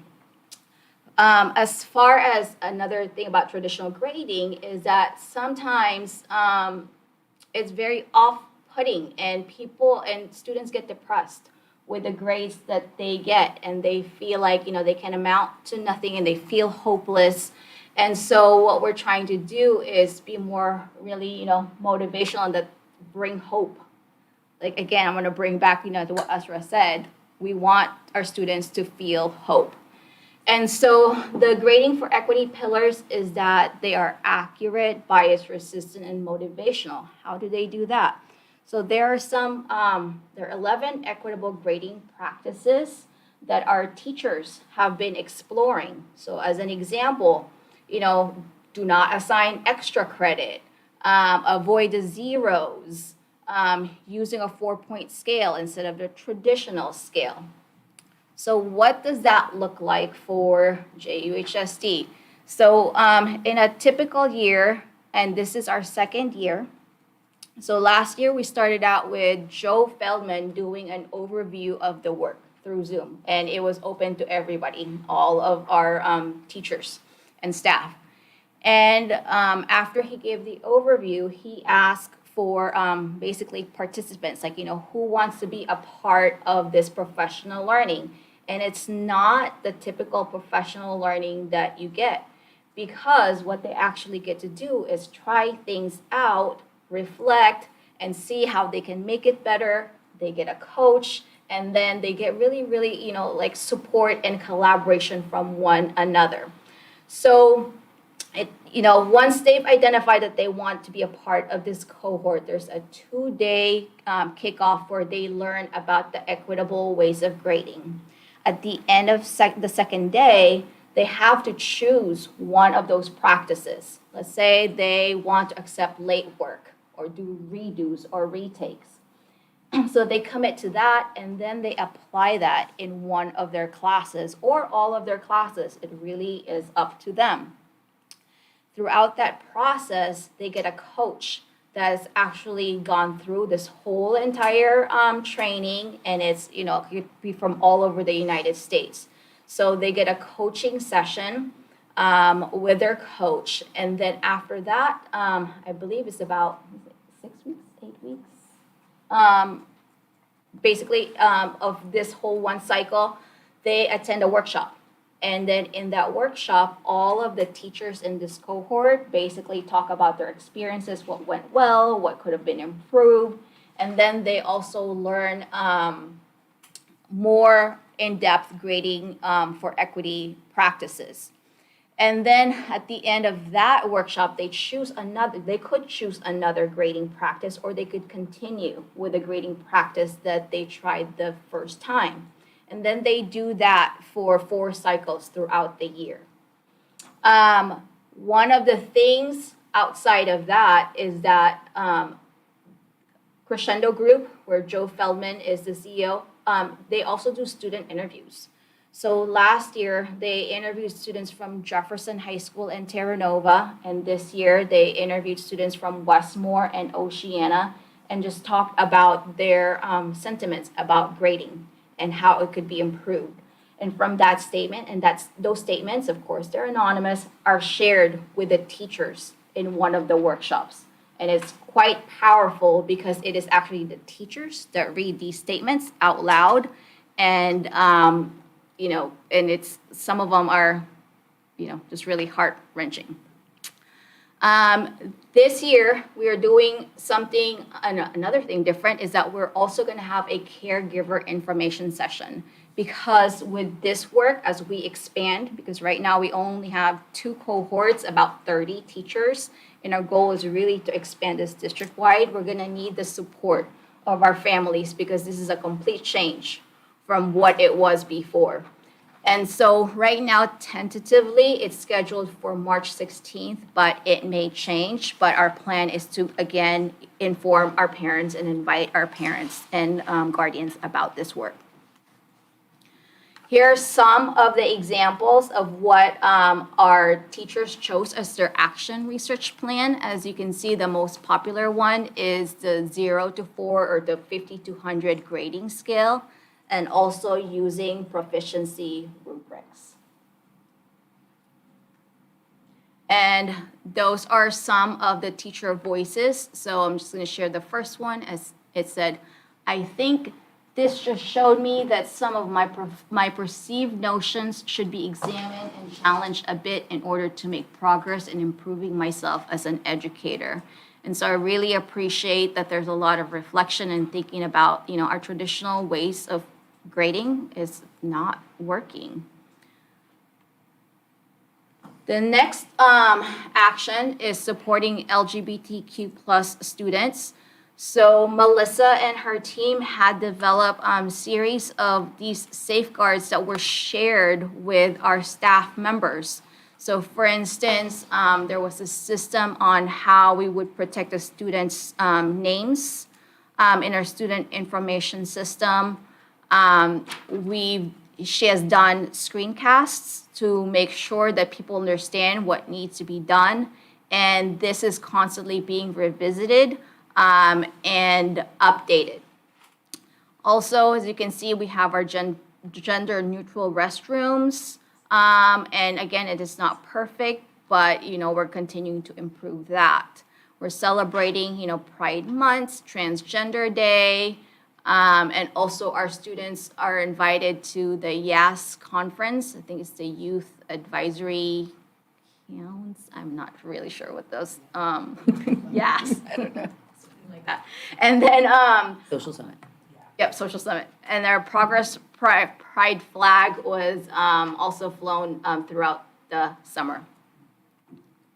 So outcomes and impacts, I've broken this down by teaching and learning and human resources and things like that. And as you can see, we've done so much since we've started this work. We now have a more defined scope and sequence for English, math, and social science. We heard about ethnic studies. We have community responsive novels in English, and it's just going to get better. Our textbook adoption rubric now considers representation in the textbooks so that our students can see themselves.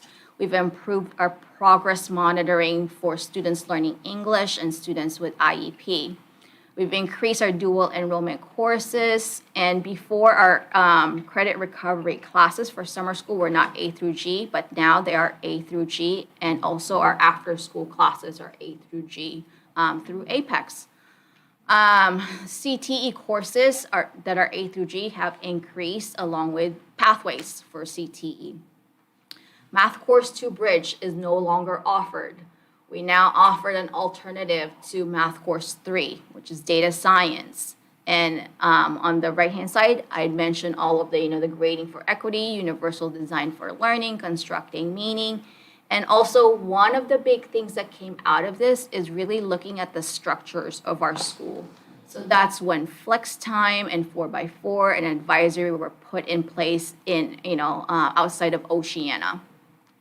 We've increased our co-teaching sections. Thornton High School's referral process has been revised, and our instructional coaching sections have increased.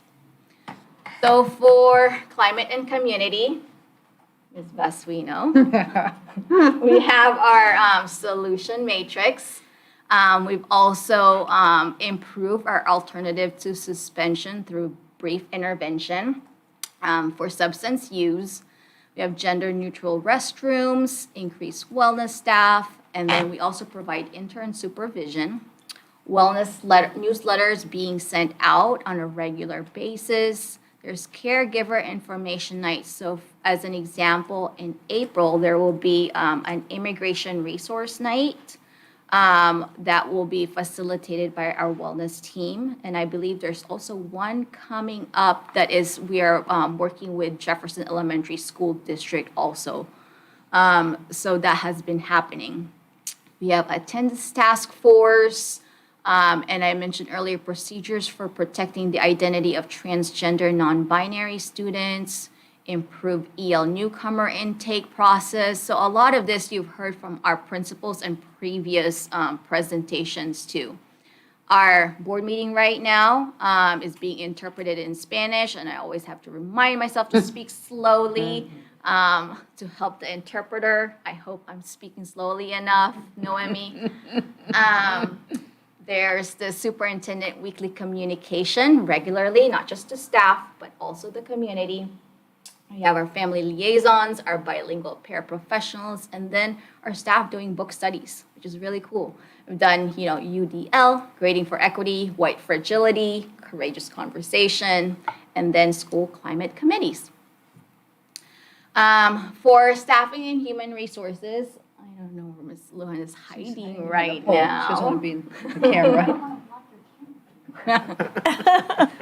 So thank you to her. We've had interview questions on how they feel about their commitment to equity. We partner with Work Wider, who will, kind of help us recruit staff of color. Also, there's, personalized onboarding support. So before it was more of like, an email, a phone call, or, just like basically an email, here it is, here's what you need to fill out. Now there's a lot more personalized support. Again, PD that we talked about. The other thing that we have done is that for our substitute custodians and substitute paraprofessional staff, we have removed their testing barriers. So before they have to take this, exam. And so there are several things that, was it completely removed? The testing? Substitute. Yep. And then, and so we're doing that. And also, we're supporting our classified staff with pathways to bachelor degrees. And then, of course, our staff housing as a recruitment tool. None of that could be done without Ms. Van Raphorst. So basically, all of this is really her area of reallocating resources for this work. You should take credit for that as well, Ms. Baca. You do a lot of that budget allocation. And then this is just a data summary because what I wanted to see was okay, we're doing all of that. What does that really look like in terms of student outcomes?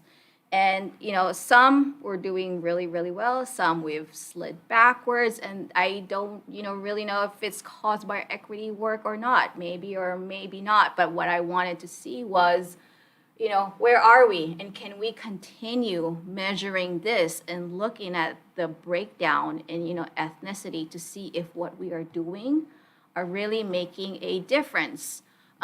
Sometimes I'm going to be honest, it feels like it's not, because I still see the same results for suspension, for chronic absenteeism, and sometimes I want to say I give up, but I can't, because this is such an important work.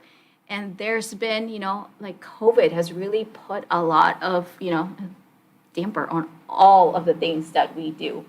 And again, like what I mentioned earlier, our equity statement is our North Star. We gotta keep working on this because we have hundreds and hundreds of years of historical inequities.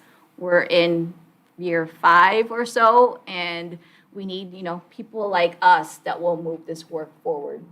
So for academics, we've reduced the gap for grad rate and A through G rate, which is really, really awesome. Same thing for our students learning English, and also our students with disabilities. However, and this is actually the first thing that I've looked at this, which is really interesting because we now have the results from National Student Clearinghouse from class of 2018. And look at how they did and whether they graduated in 4 years and whether they persisted. So with this, looking at, just Hispanic and African American, they have the lowest college going rate and lowest college persistence rate. So that is something to track. And again, for behavior and attendance, we've reduced disproportionality for our Hispanic and Pacific Islanders group, but for our African Americans, it has increased. Chronic absenteeism, again, it's been a challenge because of COVID. And as heard from our Student of the Month tonight, there's just been a lot of things that is happening at home that could contribute, that may have contributed to the chronic absenteeism. And I also looked at the Healthy Kids survey, and the question was, are students feeling safe or very safe at school? And there is a downward trend, and again, it could be because of what's happening right now locally and what's happening to us nationally and globally. So again, this work just needs to continue, and I'm very, very grateful for Ms. Presta and her passion about this. Ms. Presta. Thanks. Thank you. I just want to say, when Ms. Baca put this slide together, we have a lot of conversations about these topics all the time. But it can feel, like she said, disheartening when you don't see what you want to see. And, we've been doing this work for a long time, like in this district, in different districts. And while it can feel disheartening, I think we don't let it hinder us. In fact, I think it lights a fire under us even a little bit more, because we want to see trends, whichever data point we're looking at, we want the trends to be going in the right direction. And in one of the many conversations that I have with Ms. Baca about this, she said something that I thought was really a great way of putting it. She said, we're looking at the water here. So, we have to call out even the data that doesn't look good, even the things that aren't looking the way we want them to look, so that we, so that we're examining the water that we're swimming in, essentially. And so I wanted to mention that. Like, it's not always the data we want to see, but I don't feel at all hindered. I don't feel at all like, oh, well, this isn't working. I feel like, no, like, keep on. And I think, like Ms. Baca said, we're trying to undo a long history of inequity, so it's going to take time. Yeah, exactly. Yeah, exactly. And I think it's more than just at school too. I think this has to happen in the house. With, I mean, it starts, I mean, this is a good starting point, but I mean, it has to continue at home. Yeah, well, it's a society that Like we're with in. family, yeah. Our whole society. That's the challenge, is keeping it consistent. But yeah, I just wanted to Last mention. slide, just the next step. We're continuing what we are doing. One of the things that we really would like to do is that's different. We haven't really posted a lot of the things that we've done on our website, and we've done a lot. And so we'll be working with Mr. Warden to basically, help us see, because sometimes when you're feeling down, you just got to look back. It's like, look at where you were and look at where you are now. And so that will kind of help guide us in moving forward. The other big thing is that we as a district really need to improve our data literacy, because if we're going to address these changes, we need to learn how to look at data and multiple measures of data. And it's not just the big data. It could be, it's the little things that happen in your classroom. Sometimes people feel so overwhelmed with these CASP and this dashboard, when it could be just as simple of an exit ticket. So our MTSS crew is working on that. We're working on a website. We're working on training staff to improve our data literacy district-wide. So with that, I forgot about this thing. Come on now. Oh, This is no. our Here's the other big thing. exciting work. Very exciting. It's an equity lens tool that there are sets of questions that we're going to be asking ourselves and each other when we look at policies, practice, and programs. We want to make sure that the voices are heard from the other perspective. We want to make sure that they're represented. We want to make sure that how we communicate this is clear. So there's a whole bunch of things that, we'll be asking ourselves as we look at policies and practice. Ms. Basuino gave a great example that one of the things that we're using is for is dress code. And also we will be looking at this, our athletic eligibility, all of those things that we are starting to look at using this equity lens tool. This is not perfect yet, and we're going to get feedback. And so starting next week, Ms. Preston and I will be going to the school sites in person. We'll be offering Zoom sessions also to get feedback. And then we'll also gather feedback from you. And then we're going to revise it as needed and then adopt it for our district. There's a lot of buzzwords in here, I understand. And so one of the things that we will be doing is like definitions and instructions.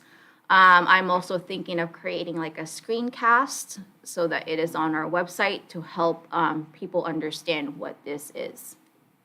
And I just want to say this, so thank you to Ms. Baca for creating the making it really pretty. And thank you to the executive cabinet. We worked with Courtney Caldwell from Courageous Conversation. She came in our DELT training, in our DELT workshops, basically. She's worked with us, many hours. And we did hours of work with each other, with Courtney not there. We looked at some samples that from other organizations and use that as a starting place, but this is really something that is our own. So a lot of work at the executive cabinet, district executive leadership team level went into this tool. And we want to use it throughout the district once it's perfect, right? Or, I guess probably it's never going to be perfect.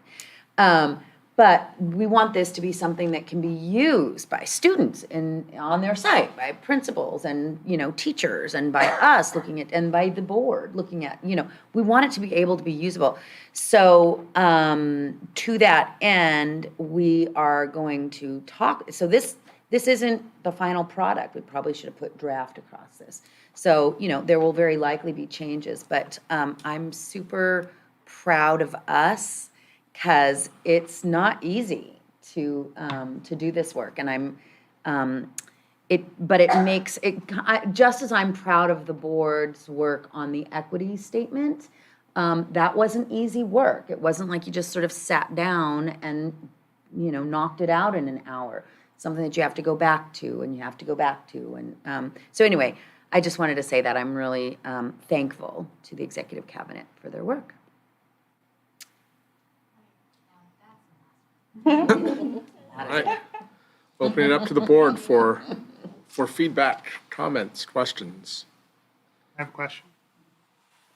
Toward the end there, you mentioned people who may have an alternate viewpoint. Is that what it was? That's not the word you used. But I think you might have mentioned an other side. Like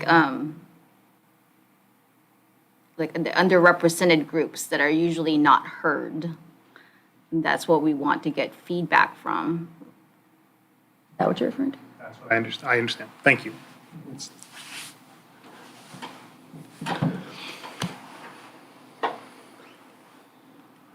I can go. So thank you. I know this has been a huge lift, and I'm really grateful for the work that everyone has been doing.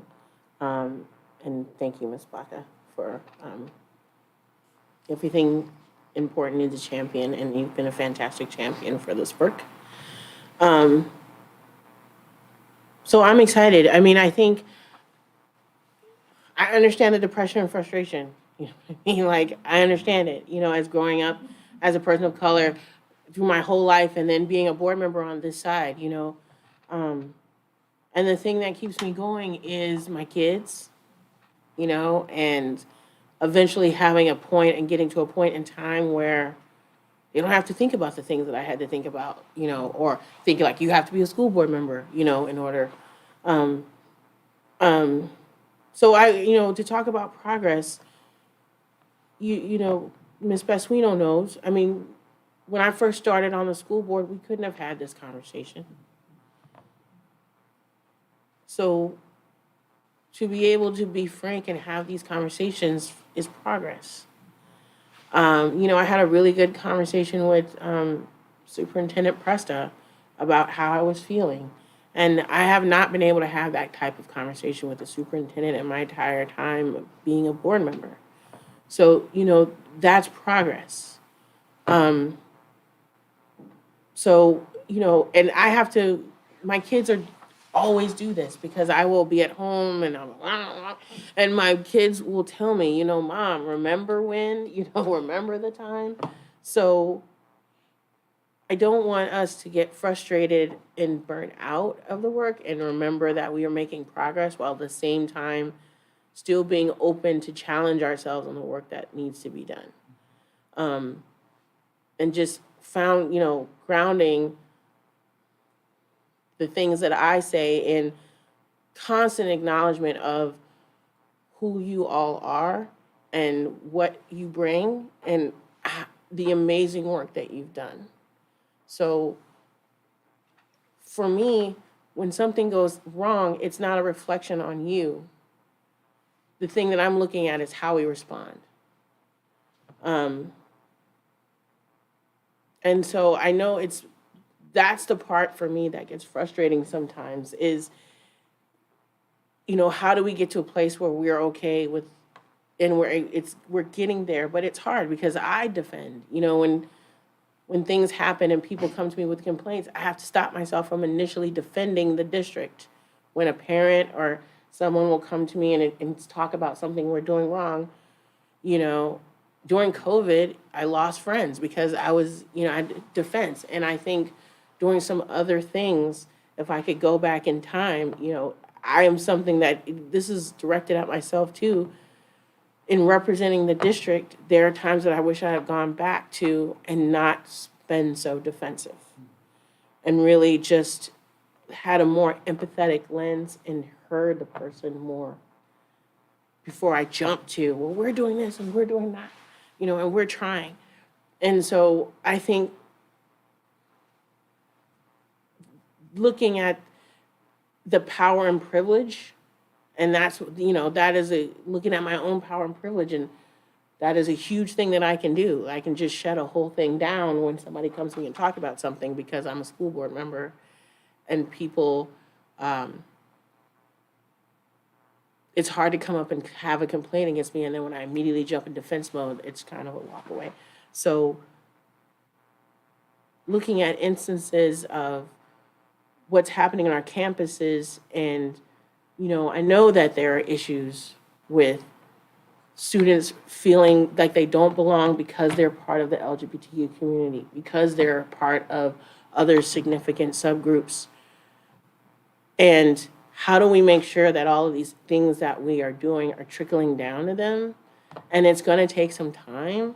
And I'm just wondering, how do we measure that? What are we doing to get a ground, a baseline, and then see if things are effective and moving forward and really leaning into students and student voice?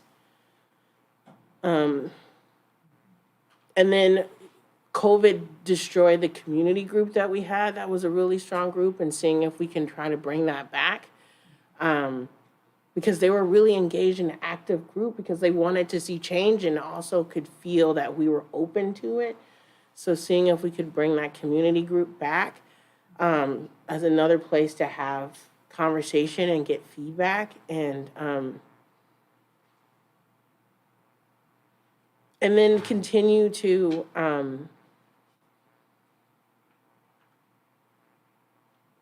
look at policy. I think we started the policy work with looking at policy because what do we do?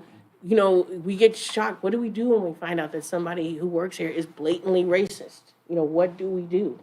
Do we have policy to fall back on? What do we do when certain things present themselves? Because I think it's so hard to have these conversations in the Bay Area. We really don't want to be perceived as these things. And so when these things happen, it's really hard for us to it's really easy for us to kind of gloss over and not want it to be true instead of dealing with things directly and head on. And if we had policy and things to fall back on, I think that would be helpful. And then lastly, it's just knowing that for me that I am fully supportive of the work that you all are doing, and that I am really grateful for the work that you are doing. And I know it's hard, but I believe that we can do it.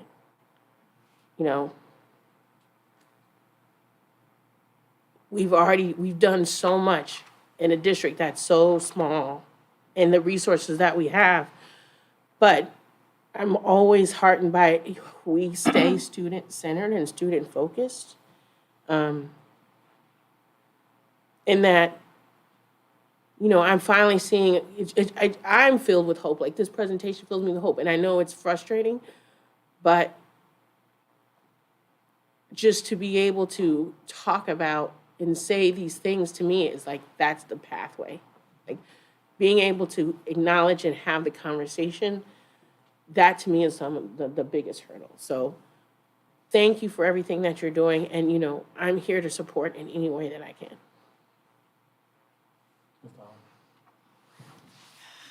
Feel you.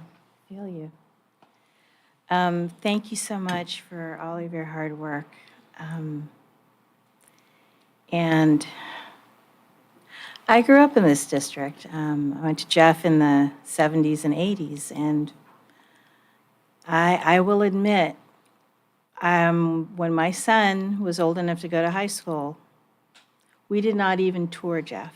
Jeff was not going to be an option for him because at the time I felt ashamed that I always felt less than at Jeff. There was that reputation that followed you everywhere. I was salutatorian. And I'd meet kids from the South Peninsula, and they'd go, well, at Jeff.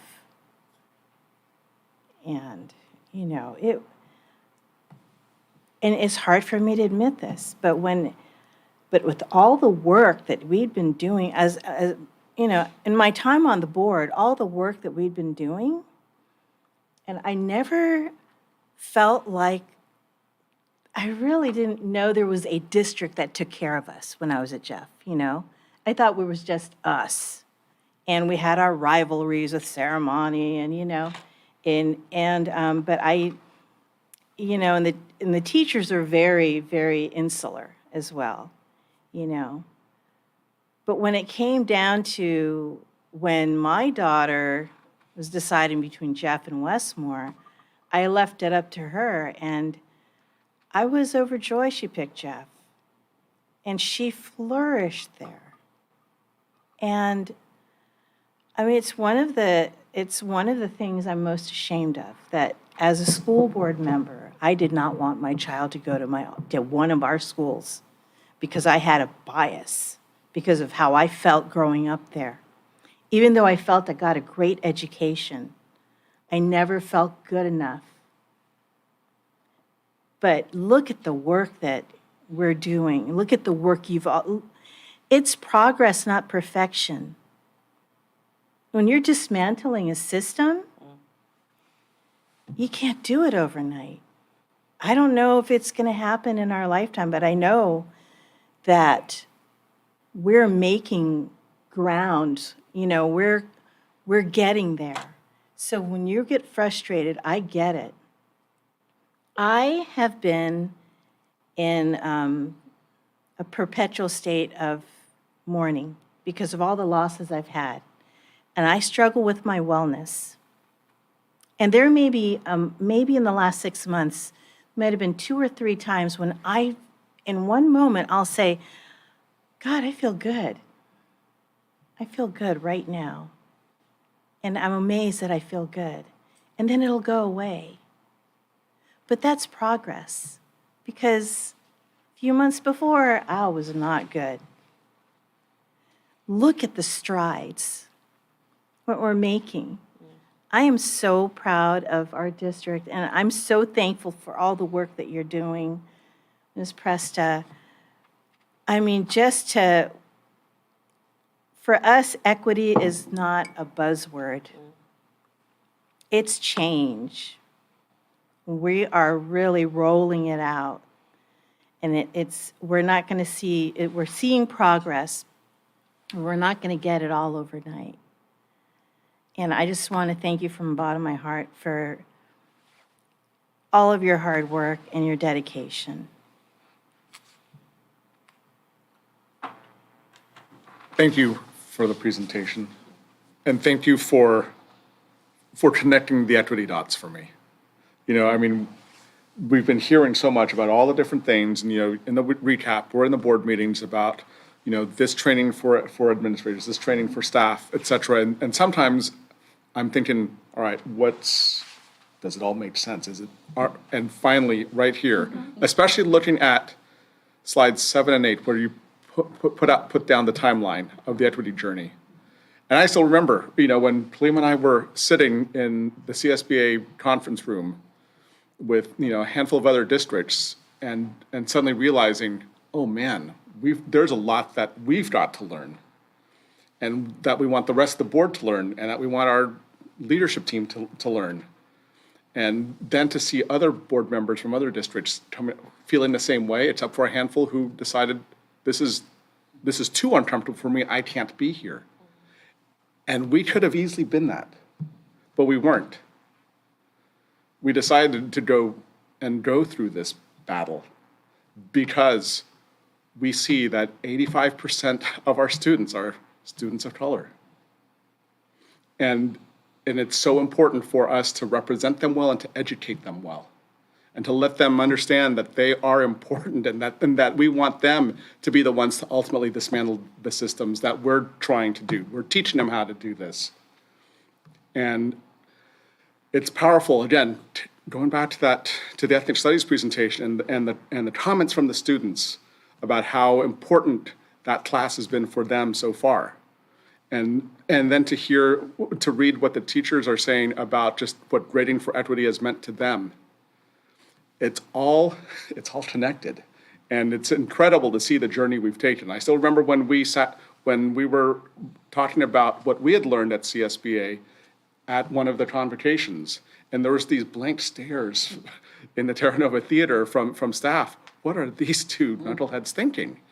You know, what are they saying? And to where we are now, the fact that we've got the executive cabinet all unified with the board, and that there's groups of staff throughout that are unified with executive cabinet and with us, and the fact that the next step is really the larger district. And it's uncomfortable for a lot of people. It was uncomfortable for me, and that's okay. You know, it's okay for all of us to feel a lot of discomfort and to feel like we're not doing enough, and to feel like, oh man, I still have to learn that and I screwed that up. That's okay. We have created a safe space in the boardroom. We've created safe spaces in our offices. We're creating safe spaces in our classrooms. This whole district's a safe space. Let's keep it that way. Let's do that. I love that. So thank you. I'm ready to get off my soapbox now. That's what school board meetings are for. I know. Anything else that anybody else wants to add? I mean, I didn't have a lot to say. I mean, for me, this is all really new. I mean, we're just kind of digging in and learning about what you guys have started and are continuing to do. And I'm not gonna lie, it's pretty overwhelming to kind of sit here and try to absorb it all and really see like what's really going on. I don't think a lot of people realize that. I really don't. I know I didn't.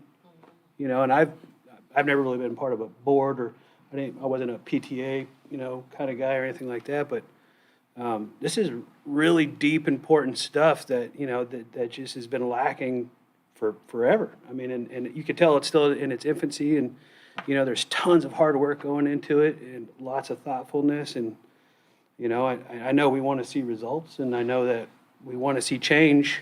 I mean, I think most of us do, I mean, for the better, but I think, you know, the reality of it, it's going to take time, and, you know, we just got to keep pushing forward. And I mean, I think it's just cool. I'll have a lot more to offer once I really know what's going on. I'm really trying to absorb. May 20th. It's a right ton there. of stuff to try to like It's okay. hold on to, you know. Yeah. Your first year as a board member is a blur. Yeah. Yeah. But it's Yeah. it's so encouraging just to see, I mean, the passion and everything that's coming out of everybody's mouth, and just, you know, it's so encouraging, and it's good to know that, you know, like you were saying about your daughter not wanting to go to Jeff, I didn't want my daughter to go to Jeff either. I went to Jeff, and when I was at Jeff, it was pretty bad. You know, I mean, it was not a good school to be at. And that didn't really have anything to do with the education. That was just the environment that it was back in those days, you know, so it was different. So that's kind of always stuck with me, you know, going through, you know, when kids were growing up and stuff, so.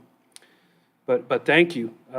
Thank you guys for laying all the groundwork and creating this environment, and, you know, making it somewhere where, you know, people want to be. You know, somebody looks up to. And your daughter is at Jefferson. She is. Yeah, she is. Just to follow up with, Sorry, and yeah, she's yeah. there in the story. She's doing well. She loves it. Yeah, she's doing really good. So, I mean, it's, you know, it's been a good journey. And now I'm here, and I get to be part of this, so that's even better. So, yeah, thank you guys. Appreciate it. Thank you so much. Yes, Ms. Did President. you have anything to say? I don't want to step on you, Do I have board something? member. You don't need to, but I don't want to step on you. Supposed to say something? Not at all. don't have to. Let me say something really quickly. So now I've lost my train of thought. That happens at my age. I want to say that we've had, again, many conversations about this, but I'm reminded, I went and saw Michelle Obama speak recently. She just wrote that book, The Light We Carry.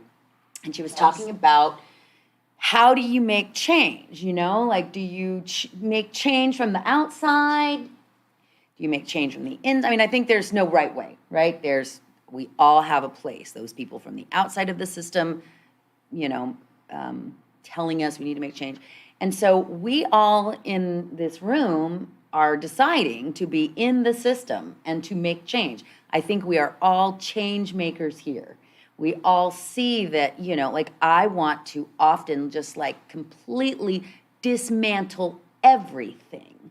And wouldn't it be beautiful to just create this idyllic space, doing it all the right way, everything the way it's supposed to be done. And so while that's a beautiful dream, even being the superintendent, even being on the school board, like you think, oh, when I'm this, I'm going to make this stuff happen. And, you know, that's just not how it all works. But I do think that when we are in a position of power and privilege, and so we are able to dismantle the pieces that we can dismantle and rebuild them in the way that they should be built. And so, you know, so just that we've all made the decision to be in the system and to dismantle what needs to be dismantled and to rebuild it in the right way. So it's good work that we're doing. And because we, you know, it's late, so not doing a deep dive, keeping this more emotional in my comments, like how we're feeling. But I know we have the work study coming up, and so it would be good at the work study to hear about like what, you know, learning more about how we're hiring and looking at using resources to hire more people of color. But then that's just not enough. Like, do people of color want to work here? Is it an environment that people of color want to be in? You know, so it's not just about the students, but also about the adults. And seeing if we can, you know, is there climate survey and information about how the adults feel working here? And other things like that. So I'm excited to have those discussions. I look forward to the work study. Thank you. Well, thank you so much, Ms. Batra, and thank you, everyone, for the ongoing equity work, and that it is not a buzzword here, it is the way we live. All right, moving on. Item 16A1, approval of tentative agreement with Teamsters Local Union 856, Ms. Lujan. Good evening, everyone. It's nice to see all of you. The item before you this evening is the tentative agreement with Teamsters Local Union 856. It included are the salary schedules that we've agreed to, as well as some language changes about things like agreeing to do monthly or 2 annual meetings, so some contractual changes. And I welcome any questions you may have. Questions for Ms. Lujan? If none, then I'll entertain a motion to approve. So moved. All those in favor? Aye. Great, thank you. All right, Ms. Batra, item 16B1, revision of BP 6146.1, high school graduation requirements. Hello again. So this board policy was brought to you about a month ago with many revisions, but it did not include the requirement of AB 101 for ethnic studies. However, I am bringing this today to include the language that beginning with 29-30 school year, a student is required to complete 1 semester course in ethnic studies to graduate from high school. We know that this will be implemented way before that, but we wanted to make sure and just put the language there on what the law is. And so it is my recommendation that the board approve the changes to board policy 6146.1. Motion to approve? Second? All those in favor? Aye. Great, thank you. All right, item 16C1, second interim report, 22-23 budget, Ms. Van Raphorst. Thank you, President Lee. Good evening, everyone. Before you tonight is the second interim report, which covers the financial state of affairs through January 31st. You have been given the executive summary that describes our overall financial health. The overall finding of the report is that we will be able to meet our financial obligations, which is noted by the positive certification. If you would like me to go over some highlights, I am happy to do that, or I would ask that the board approve the positive certification. But I can submit the report to the county superintendent. First, any questions or comments? Motion to approve? Second. All those in favor? Aye. Great. Okay, thank you. Item 17, consideration of future agenda items, anything? Okay, seeing as there are none, we will go on to item 18. Is there a motion to adjourn? There is. I'll